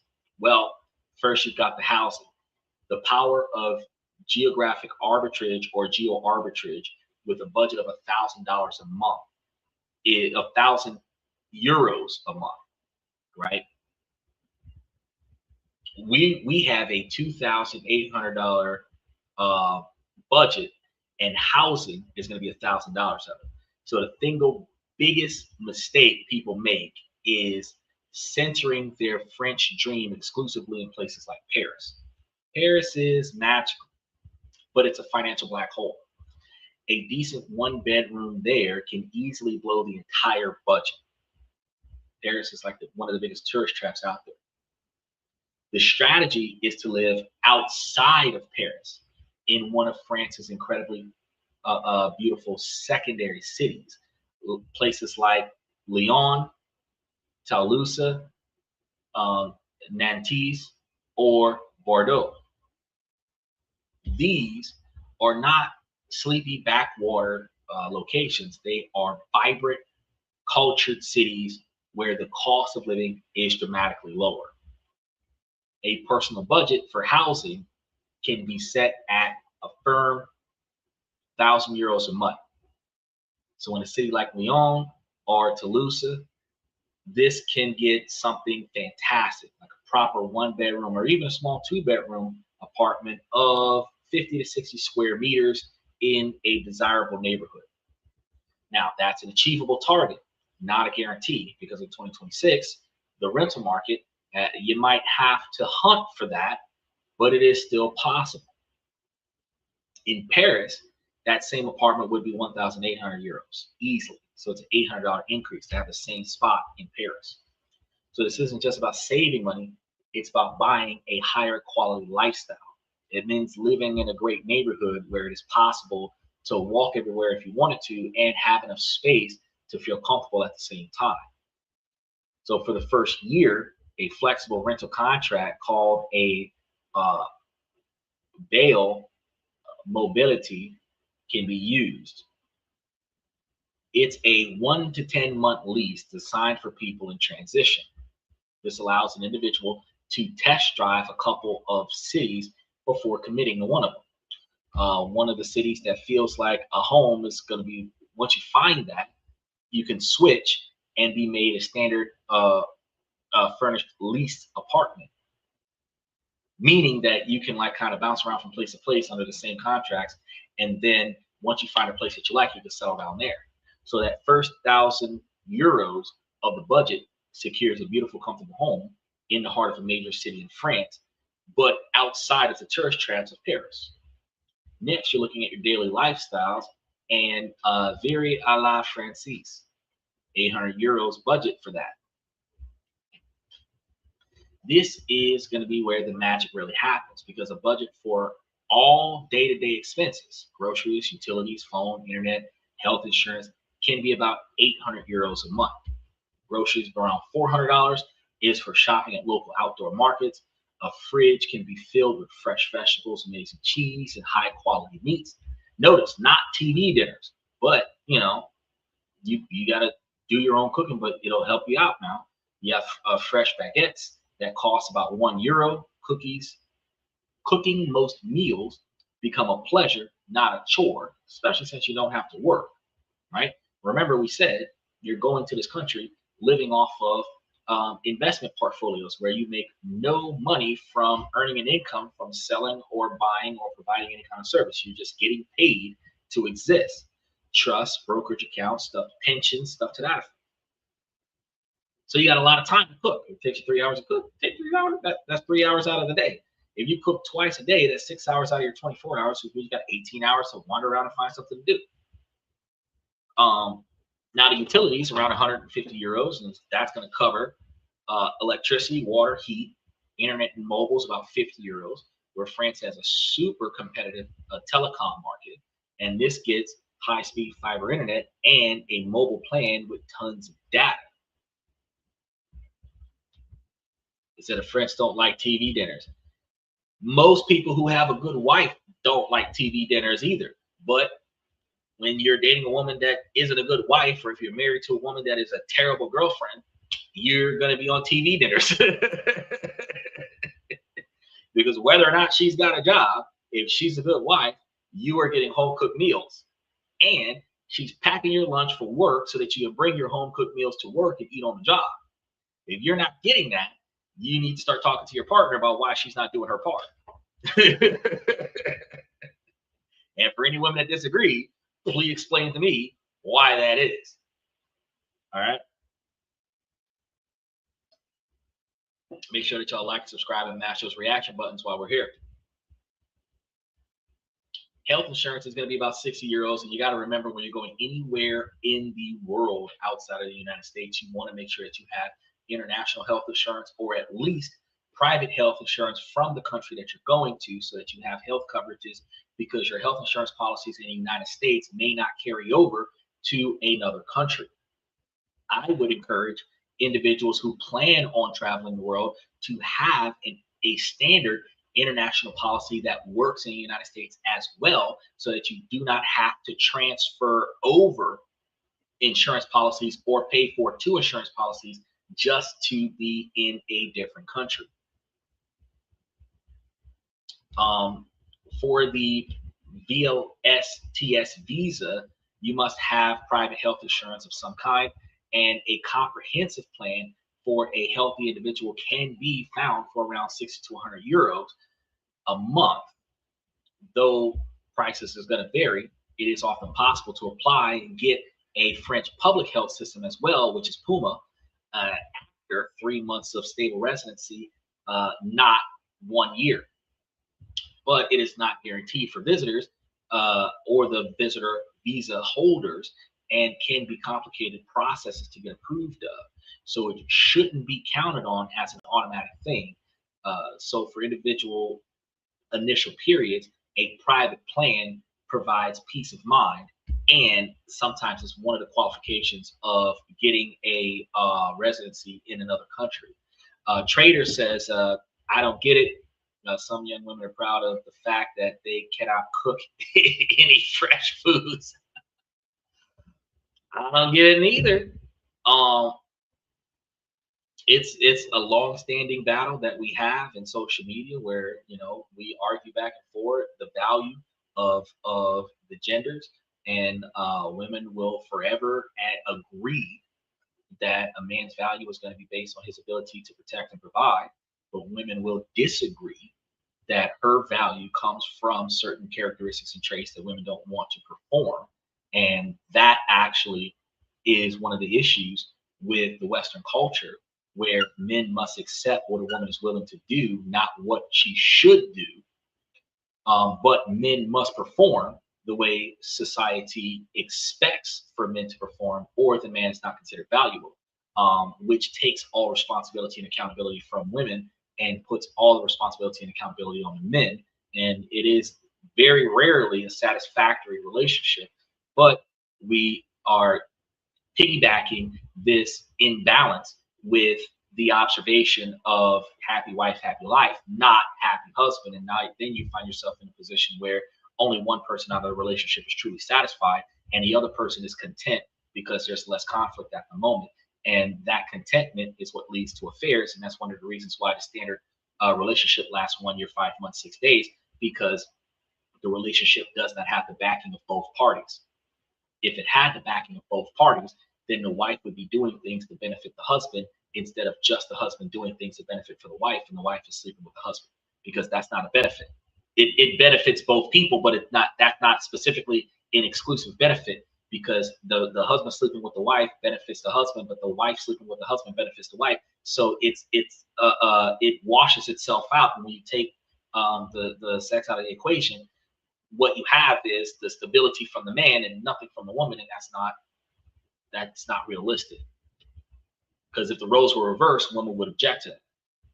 This individual says, honestly, I'd be afraid of a woman poisoning my food because she fell out of love, met some chat online, and wanted all my stuff. Happens every day. Well, if okay, if you dating a person for the right reasons, then you should be aware that this person actually wants to be with you and is willing to do what needs to be done to provide you with the satisfaction that you need.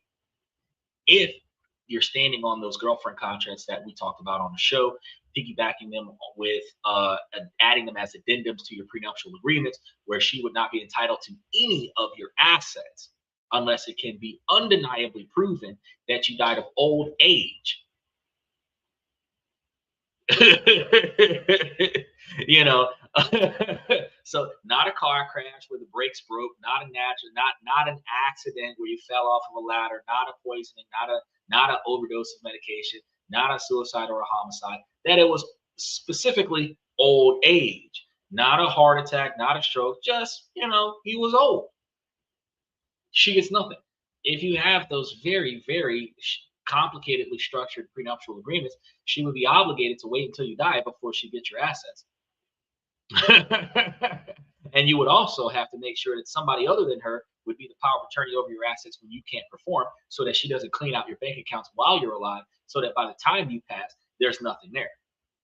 Which is why you would put a lot of your stuff in a trust and have a third-party trustee handle your money. So if she's only there for your money, you made a bad choice in a partner. And if she's only there for your money, you're probably only got her there because she's attractive and you want to sleep with her on a regular basis. So you kind of put yourself in that situation. So I wouldn't say that Western women are not trustable because they might put something in your food. I strongly believe that if you collect the right partner, then that partner would be beneficial to you, and then you wouldn't have that to worry about. This guy says he has a girl almost wifed up, literally cooked something horrible just so that you wouldn't want her to cook. Oh, yeah, pure resentment. Okay, so here's the thing. This is a psychological and emotional abusive situation that happens all over the place. We're going to get back to the main topic of investing in Finland real quick, but I want to touch base on this. Men and women alike do this exact behavior. What happens is that when somebody doesn't want to do something, they will make excuses. I can't. I don't know how. I'm injured, or they'll do it so bad, or they'll take so long that you get frustrated with their performance and insist that you'll do it yourself so that they can be free from doing it. At the end of the day, she will learn how to cook or she will not live here. She will learn how to cook good or she will not live here. She will become a chef, going to chef school before she lives here. Because if she is not going to perform the way I need her to perform, she cannot be here. That is a requirement from you. So if she cooks bad, I'm not going to eat it. You're not going to waste the food, but you are going to learn how to cook right. If this becomes an ongoing problem where she doesn't want to cook and she's not going to cook well when she does cook, that's okay. You can go. I'll replace you with a woman that can cook well. Because when we start thinking about after 40 years old, they're not reproducing children more often than not. If you don't already have kids with them, you're not likely to get kids with them when they're in their 40s and 50s, 40s, 50s, 60s, 70s. Um, Right now, we have fintech, we have other technologies, AI bots that are personal assistants and everything to that magnitude. So we're in a position right now where we have uh, all of the stuff that women used to do that made them valuable in a relationship, like that. Special shout out to OG Kids, like balancing the budget, keeping the house organized, keeping appointments scheduled, keeping vehicles and other such services done while the husband was at work during the day, and then being there for the husband at night. All of that stuff that used to make women valuable that wasn't being barefoot and pregnant in the kitchen, women don't want to do that. They expect the man to have everything organized, everything structured, and everything covered, which means that those are other characteristics that would make a valuable woman that she's not there. So she's not balancing the budget and making money, make money for us in a relationship. She shouldn't be touching the money. And if she's not organizing things, then she shouldn't be touching anything. And if she's not cooking stuff where I've got to hire somebody to come and cook for us, then why not hire a woman from the Philippines and pay her $800 a month to cook for me and get her citizenship on a wife visa, where I could pay her family $1,000 a month for her to stay here and do for me what an American woman wouldn't do. Um, and honest to God, like people don't think about this. They don't think about this, but the value in a relationship, because a woman wants a successful man. But if you're not going to put any if you're not going to put any effort into it, how are you going to get one? You know, if you want to work for a successful business, you got to put effort into the business being successful. You know, if you want a nice car, you've got to put effort into getting a nice car. They're not just going to give you a nice car. You have to pay for that nice car. So you have to invest in having a nice car. You have to invest in having a nice man. And if you're investing in having a nice man, that means you have to find a man with potential, not find a man that has assets. And then you have to put effort into that man so that that man's potential turns into assets. That's how you become entitled to the assets. But if you just show up to a dude that's already got stuff, if you didn't do anything to earn it, you don't deserve it. And if you don't deserve it, then you don't have a place here unless you're going to find a way to cooperate with this system. Because nobody shows up to their job and tells their boss what to do. So you're not walking into this relationship telling the estate owner what to do. You're either going to get in line or you're going to get gone. Guy says, LOL, yeah, I was thinking of marrying a chef, lock in 15 kids with the chef, bring home the bacon. Family business, put them kids to work. That would be a fantastic way to go, because y'all can start up a restaurant together. You know, she cooks, you wait tables, the kids can clean up. You put the kids on salary, that's their allowance. You teach them how to invest. You can get them shares in the family business. Y'all can turn it into a chain. Each child has their own restaurant. Now you got 4 restaurants. Y'all can retire off of that stuff. That's a fantastic way to go. But if your wife don't know how to cook, that's the first problem. That's the first problem in that idea, is that your wife don't know how to contribute to the relationship. Now, back to the main topic. Transportation is going to be one of those things you're going to be dealing with in France. Is $70, 70 euros, living in uh, central France means walking almost everywhere else, unless you're physically disabled and you can't do it. Then you will be paying a little extra for cabs and private drivers. So for long distances, the public transportation is going to be amazing. Monthly passes in most of the city, it's going to be around $70 for the month. So if you're walking everywhere and then using a universal pass, you're only spending like $70 a month to travel. Not owning a car is going to be a massive savings there. But I mean, if you wanted to grab a personal cab, you might up that budget, maybe another 20 to 50 euros a month, depending on how much you travel. Now, household and miscellaneous stuff would be another $70, where all of the little things that you want to cover, toiletries and everything to that effect, you have all that stuff locked in, all inside of an $800 a month budget that provides a very high standard of daily living. Now, the key is leaning into the local culture. It's cheaper and more enjoyable to shop at the market and use public transportation than it is to buy imported goods and have private drivers. Then we want to talk about the extra stuff. What's the system going to buy with the other $1,000, right? Because the most important part, after the house is 1,000 euros and the daily lifestyle is 800 euros, you still have 1,000 euros left over out of your 2,800-euro budget. This is going to be the profit from the system. And this is going to be the money that turns survival into thriving. Now you've got dining out and social life for an extra 300 euros. And this is going to allow for going out to eat, grabbing coffee with friends, and enjoying a glass of wine at a terrace bar without worry. It means being able to say yes to social invitations. Because in some countries, when you're invited to go somewhere, you're invited to accompany them at your own expense. In America, it's culturally expected when you invite someone that you pay for them. Even in wealthy circles, if you're invited somewhere, the person who invited you should cover for you. You can just cover everybody at the table at the time, but you want to make sure that you're not debating with them over the check. If you got it, then get it. If you don't think you got it, don't touch it. Don't put your wallet where your credit cards can't cover.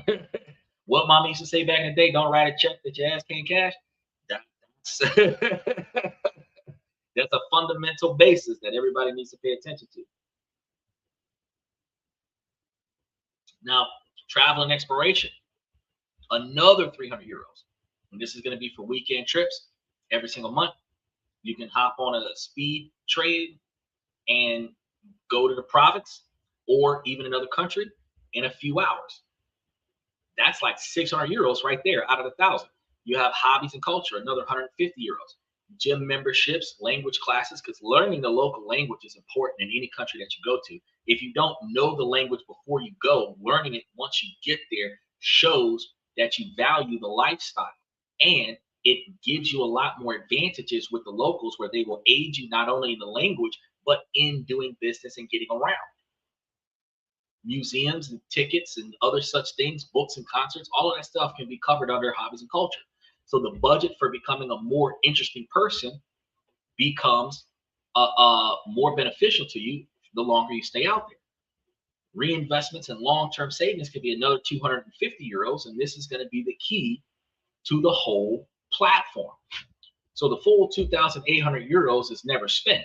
A portion of the profit every month gets sent right back to your investment portfolio to be reinvested. Or if you wanted to start investing locally, you could invest locally and then potentially build you two sources of income where you could likely be benefiting from, you'd have to deal with local taxation and all this other stuff, but you would benefit from having multiple facets of revenue, which allows to aid you in your extended stay. It also could be utilized as an emergency fund in case something does happen where you might have to get medevac or something like that, or an emergency flight back home or whatever the case may be, because you have extra capital lying around. you have it to utilize. This is going to be one of those pay yourself first methods. It ensures that the final engine continues to grow, creating a buffer against inflation and currency swings. It is the mechanism that ensures that the system is not just sustainable, but gets stronger over time. So the 2,800 a month euros isn't a restrictive budget. It is an engineered system that provides a beautiful home, a high quality daily life, the freedom to travel, and a mechanism for building long-term wealth. Now, you got to be real. How do you tell me to? Okay, I got you. I got a pop up that says, "Hey, you need to update your software." I was trying to do that before the show. Talk about some estimated 20 minutes to an hour. It can wait till after the podcast goes off. The system isn't going to be a flawless utopia. You guys got to understand this. It is going to be a calculated strategy with real risks, and it's going to require certain mindsets. The first risk you're going to have to deal with any international budget is going to be current fluctuations. And this is going to be the most obvious one, because even if you brought United States cash to another country, in order for you to buy certain things in certain countries, you're going to have to pay for the currency exchange rate, or you're going to have to allow them to overcharge you to take your US dollar.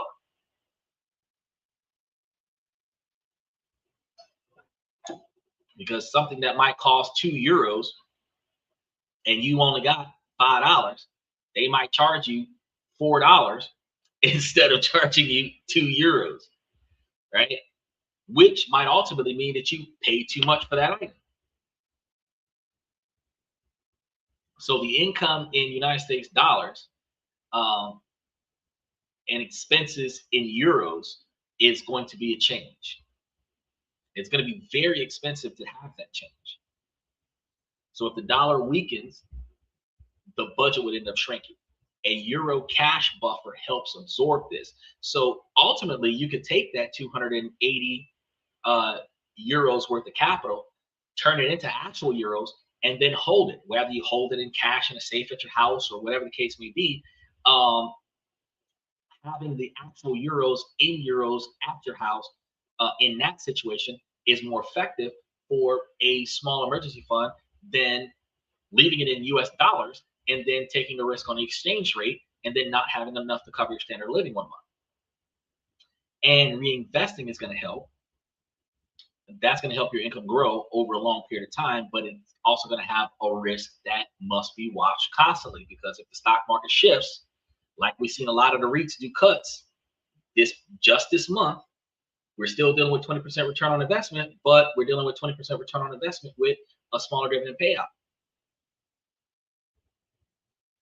Second is market volatility. The income comes from investments, and markets go down like they're going down right now. So this is going to be why a significant cash emergency fund, 12 to 18 months of living expenses, is completely separate from investments. It is mandatory before even starting to have something like this in place. So even if you send the money over in small increments and build it up, if you're planning on being there for 12 to 18 months, but let's say you're going to be there for more than 6 months, but less than a year. Or let's say, to prevent from being a tax citizen in France, you might want to be in France for like 150 days, or let's say 120 days, let's say 3 months, right? So 1 season in France. Your standard of living in France, you should have enough capital of emergency funds to cover 6 months worth of living in France, even though you're going to be there for 3 months. Why is that? Because unexpected expenses could occur. Like, for example, when I talked to you guys about living in Seoul in South Korea, they wanted you to give like $8,500 up front to lease an apartment, and then you're going to be paying the $1,100 a month to stay there. Well, the $1,100 a month is cheap on paper, but if I got to give you $8,000 up front and I was planning on being there for 3 months, then that means I got to have like $11,000 just for the rent. Now, if I didn't know that and I did not bring that, then I would not have that, and then I would be stuck in hotels. And if some of that is refundable, then when I check out, I can get back some of that money because if I'm providing it in a security deposit and it's going to be released upon my departure, then I can get back that 8 grand or at least 3 or 4 grand of that money on my way out, which it's not a loss if it's held in return. It's like a short-term interest-free loan to the landlord, but it's the principle of the fact that if I don't have it to put up to leverage my stay, I don't have the ability to stay in a cheaper place.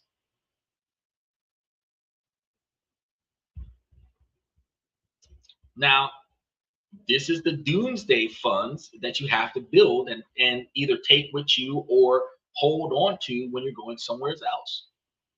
It's going to allow for riding out a crash situation without panic selling at the bottom. So if things go sideways, if you've got extra money, you can cover the inconveniences of needing extra money.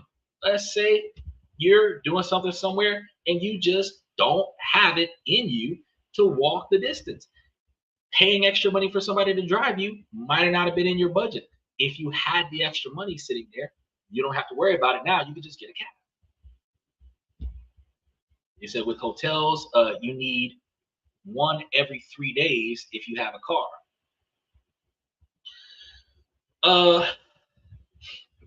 No. If you live in America and you own your own car and you want to travel the country and you want to only check into a hotel like one night every few days to take a shower, that could be a thing. If you're living in France as an American citizen, you don't have a car. So the logic behind that is flawed because the money it would take for you to buy in or rent a car to live out of your car is equivalent to you not having a car and just renting out a hotel room or renting out an apartment complex. It's cheaper to have an apartment complex for the month and pay by the month than it is for an Airbnb or a bed and breakfast or a hotel stay. So you have a scavenger mindset, Stephen. Your mindset is always to try to find a way to live off of the land more often than the conveniences of a stable, comfortable life.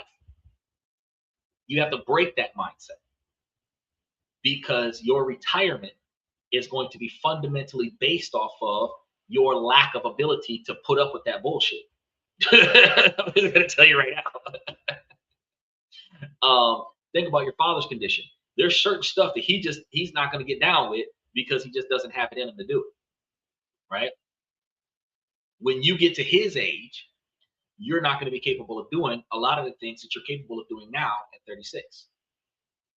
Yes, now you can sleep in a trunk with the hood up just to save money. Even if your windows don't roll down in the car, you can just sleep in the trunk. If you got a Toyota with a hatchback, you can lift the back up and lay in the bed, lay the seats down, and turn that to a whole mattress, like a Winnebago, and live out the back of your car in America. But the fact that you're flying to another country, you don't already have a car. Yeah, you could bring a backpack full of tents and other such camping equipment and go sleep in the woods. But you got to look at certain countries have certain laws that don't allow camping. Then, if you call yourself trying to rough it in a country where the laws prohibit you to rough it, you might be breaking laws trying to save money, which might cause you to get fined and cause you to spend more money trying to rough it instead of changing your mentality and saying, hey, instead of me deliberately doing without just to save a few extra pennies, why not make enough money to not have to do without? Why not bring enough money to not have to do without? Why not bring enough money to do a little extra, to do some things I wasn't planning on doing? The purpose of a vacation is to change from the scavenger mentality, at least for a brief while.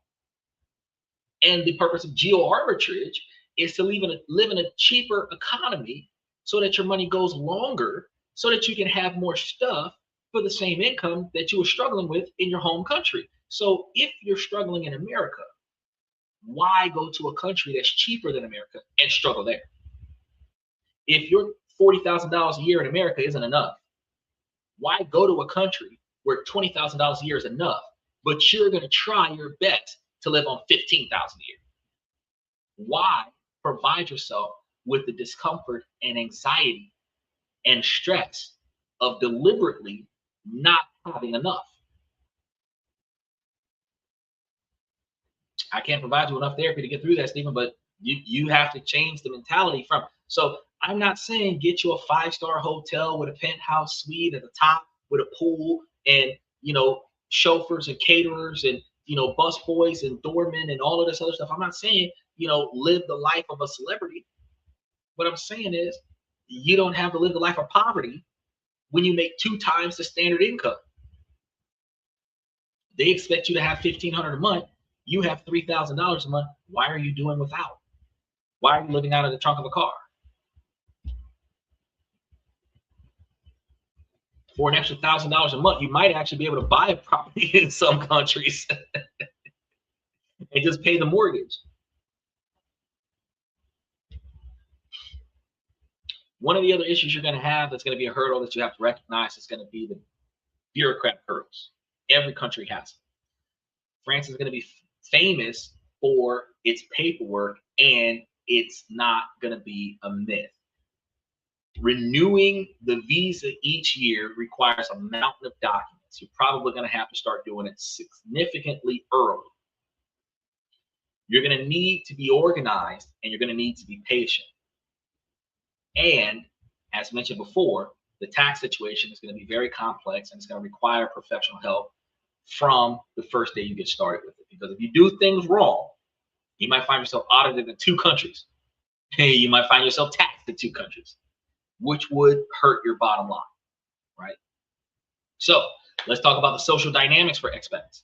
Many people from Anglo countries arrive with the idea that financial success makes you a desirable partner. In France, that model doesn't really apply. French society is deeply egalitarian, which not favorable for the Western man because we're looking for a more traditional woman. A person's independence, career, and intellect are highly valued. Showing off wealth can be seen as tacky and insecure.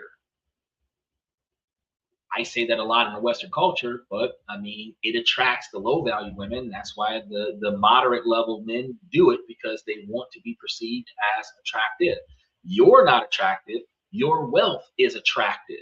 And that even if it's not a lot, if it's more than what she had access to, at the end of the day, she's attracted to what she can get from you, not attracted to you.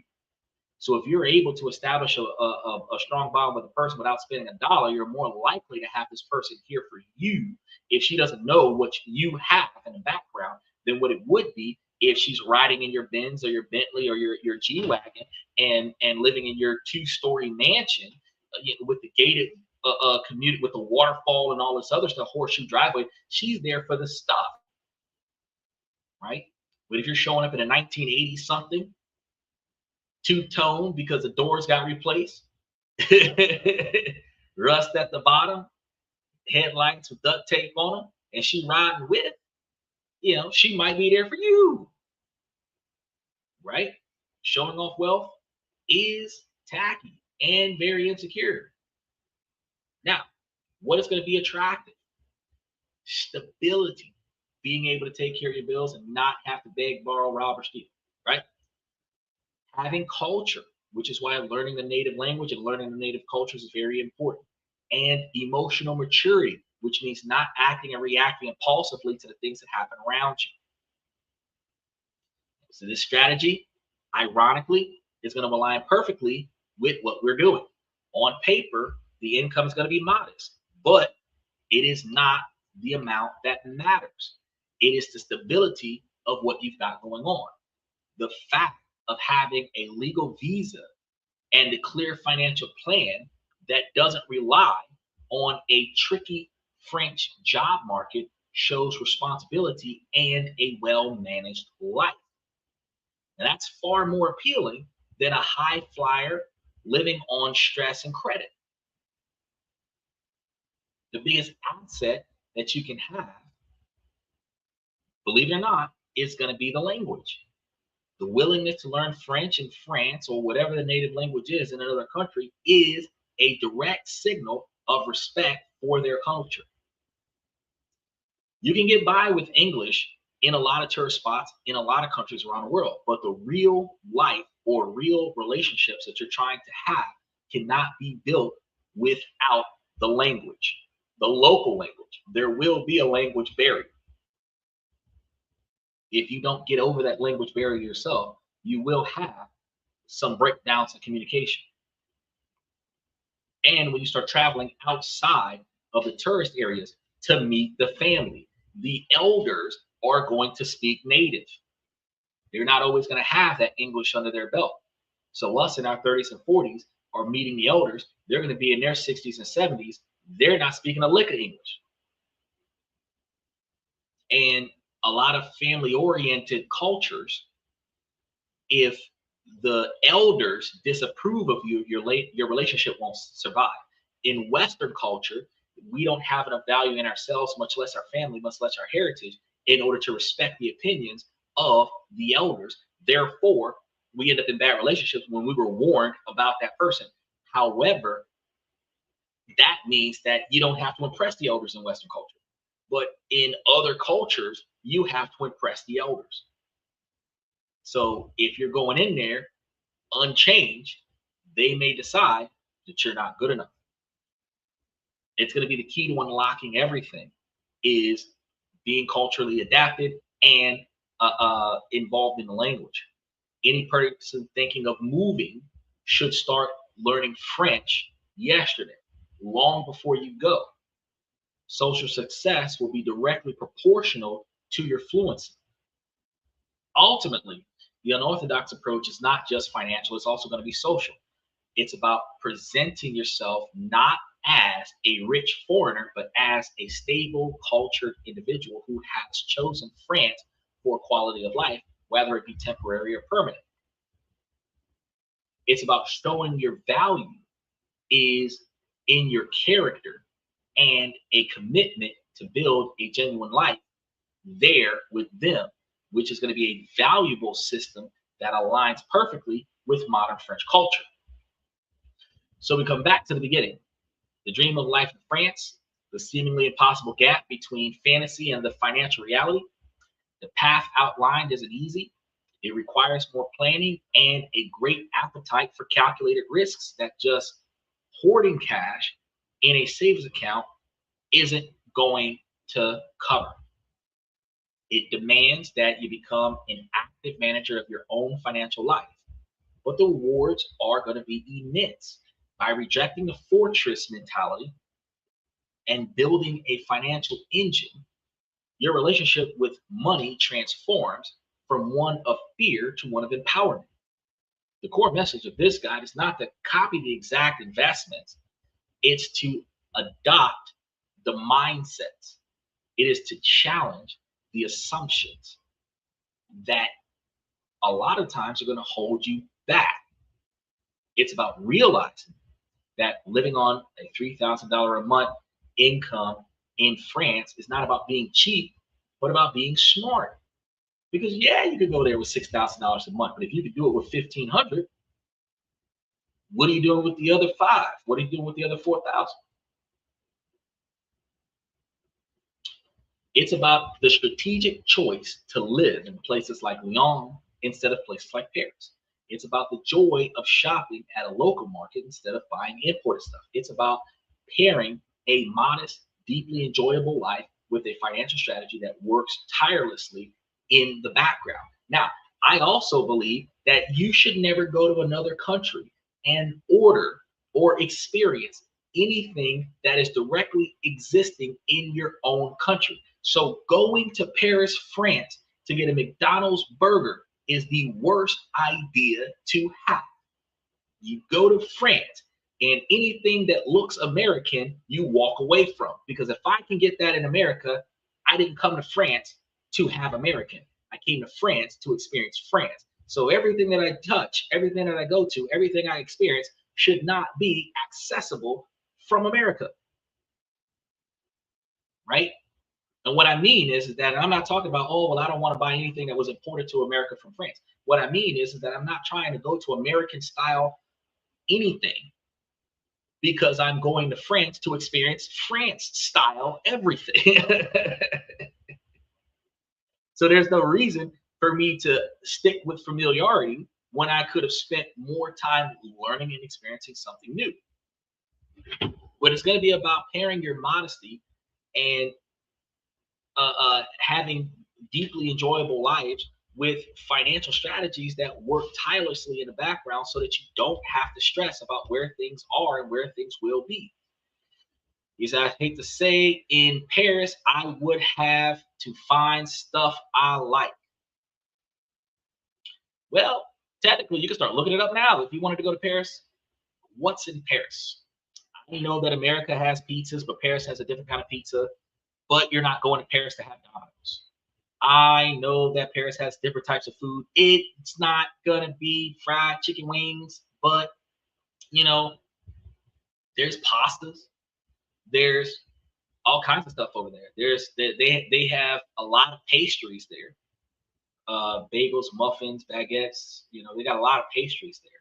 But a lot of the best chefs in five-star restaurants come from places like Paris, France. So most restaurants that have something other than finger foods that should require a decent knife, fork, salad fork, soup spoon type of meal might provide you with a whole nother area of try something new.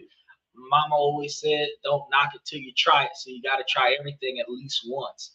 So when it comes down to going to buy stuff at restaurants, the goal would be to order something I've never seen before, order something I've never tasted before, and always try something new. Now, the second time I go to that restaurant, I'm going to buy the things I like from the first time I came to the restaurant. The first time I come to the restaurant, I'm only going to order things that I've never had at another restaurant. I'm not going to order what's offered at this restaurant that's offered at another restaurant back in the States. I mean, unless it's like, you know, steak and pasta, that's like, it's an Olive Garden thing where Olive Garden kind of copied the Italian style. I'm going to get the original style in Italy. I can compare the difference between the two. I might do something like that, but I'm not going to go to an Olive Garden in France because there's an Olive Garden in America. I'll go to whatever the name, whatever the French name is of whatever the three-star restaurant is in France, and then see what their food is like there. You can expand your palate by trying new things, even here in America. Just like when I gave you the advice of practicing negotiating the bill with the restaurant before you get started. You know, if you go into different restaurants, you're looking at the menu, you're determining whether or not they have gratuity fixed into the bill, all this other stuff. You're looking at the menu, you know what's on the menu before you get to the restaurant. So you don't have to sit down and then look at the menu and decide what's there. You look at the menu, you know what's there, and that's why you're going to that restaurant. So when you sit down, you should already know what you want. I saw this whatever 5-pound plate of spaghetti and meatballs that I wanted to try. So that's why I'm going to that restaurant. So when you go to the restaurant, the only thing you're looking at on the menu is what do they call it on their menu so that you can ask for that from the server. Right? So, you know, you can just go to different places and try different things here in America and start expanding your palate beyond chicken wings. And there's nothing wrong with chicken wings. I love chicken wings. But I also love a plethora of other things. There's very few food items that I won't eat at least once. Right? Which gives you a lot of options. The dream of living in France is closer than a lot of people might think. It doesn't require you to win the lottery in order to go. It requires you to change your perspectives. It requires you to have the courage to ignore the conventional wisdom and to forge an unorthodox path, the new modern path. So, if you guys are willing to think differently about money and careers, and you want to truly know what it means to live a rich lifestyle on a more affordable budget, you might just find that your French story is something that you've probably been waiting to start writing. And for those of you that are not in membership, a lot of the information that I have on this has already been released into the membership. So you guys can take a look at that, do your research and see what's going on, and then cross-reference it. And if you guys have any questions, make sure that you throw in the comment section. What's the one thing that you were curious about out of everything that you had asked in the show tonight? What is one of the things that you'd like for me to follow up on with you guys after the show that could benefit your ability to make decisions towards a trip like that? And can you cross-reference the information that I gave you from France into other countries and other places? Because France is not the only country that has a visa that is exclusive to retirement and investments. You just got to broaden your horizons and think about other things and think about outside of the box. It's never an I can't. It's going to be a they won't let me. And as long as they aren't trying to stop you, you can do whatever it is in the world that you want to do. You just have to find out the right rules and regulations to accomplish it. As long as you're in compliance, you're free to do what you want. Some countries are stricter than others. You just got to see which ones you want to go to, what you want to put up with, and how you want to deal with it. Now, that's all I got for you guys for tonight. We got a lot of more stuff coming up for the rest of the week. You're going to see, he said, I will eat anything but pork. Well, I don't think France does a lot of pork. You're going to have probably beef and maybe fish and probably some chicken in places like France. Probably lamb, sheep, stuff like that. I don't think they have deer out there. But I don't see pork being the number one thing sold in France. But we can do some research and verify it. If you're concerned about pork on the menu, you can always choose to go visit a country that worships pork so that you don't have to worry about it being sold in any of the food because it's against their religion, it's against their culture. That actually makes it easier for you to pick whatever you want because there's no pork in anything. That can actually be a fundamental decision maker as to which country you start going to when you start traveling to other countries. Which countries don't like pork? Which countries don't have pork accessible to them? Because not every country has pigs. Just because we got them in America doesn't mean everybody's got them. So with that being said, we're going to start off by saying, ladies, as long as the situation doesn't make sense, I'm going to keep asking you ladies to make it make sense. Ladies, please make it make sense. Fellas, I give you this information to make you guys higher value men, not just by increasing your financial life, but also by improving your personal decision-making skills. Ladies, while this is a male-driven podcast from a male's perspective, you too can make yourselves higher value women by finding things in your life that are inside of your control and proactively changing those things, improving your standard of living, and then navigating around the things that are outside of your control. Then, ladies, if you follow that 20 and 30-year plan, figuring out where you want to be at in 20 or 30 years, reverse engineering that to what you got to do today so that you can accomplish those goals, then you can find yourself being able to steadfast with that while keeping your eyes and ears open for the potential suitors with the right personality, characteristics, drive, ambition, dedication, motivation, admiration, and integrity to accomplish his own goals, which you then can see if his goals mesh well with your goals. And if you guys both have the same long-term satisfaction goals or similar long-term satisfaction goals instead of short-term gratification goals, you both can accomplish each other's goals together. Right? And I tell you guys on a regular basis that two people can make it to $1 million faster than one. So all it takes is for you to find the right person with the right financial values, and you guys will be headed off in the right direction.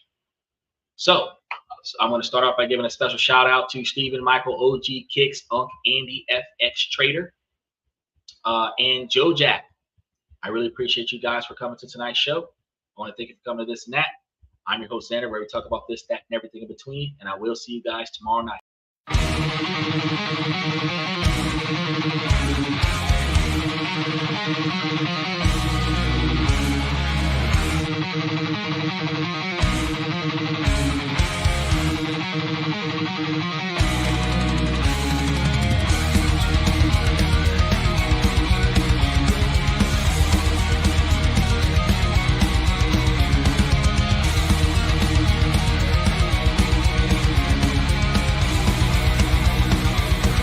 Higher ground!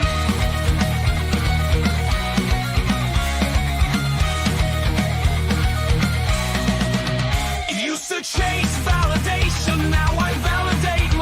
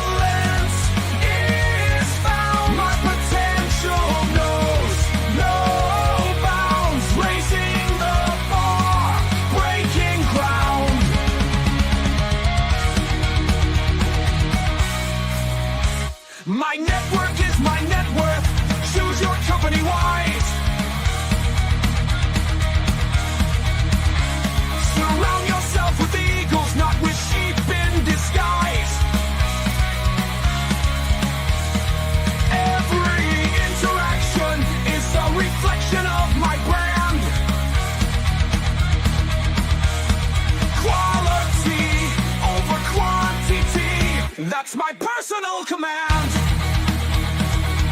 I'm not mounted on higher ground where excellence is found. My potential knows no bounds, raising the bar, breaking ground.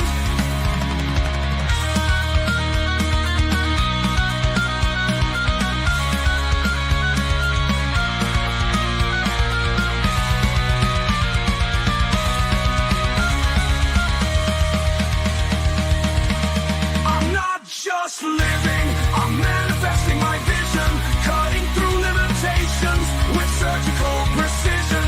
My expectations are my compass, my respect is my shield to mediocrity and chaos.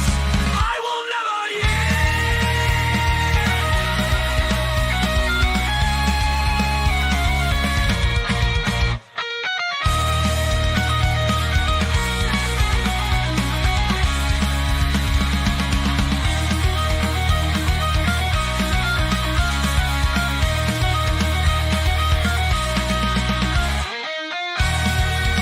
I'm not just living, I'm manifesting my vision, cutting through limitations with surgical precision. My expectations are my compass, my respect is my shield to mediocrity and chaos. I will never yield.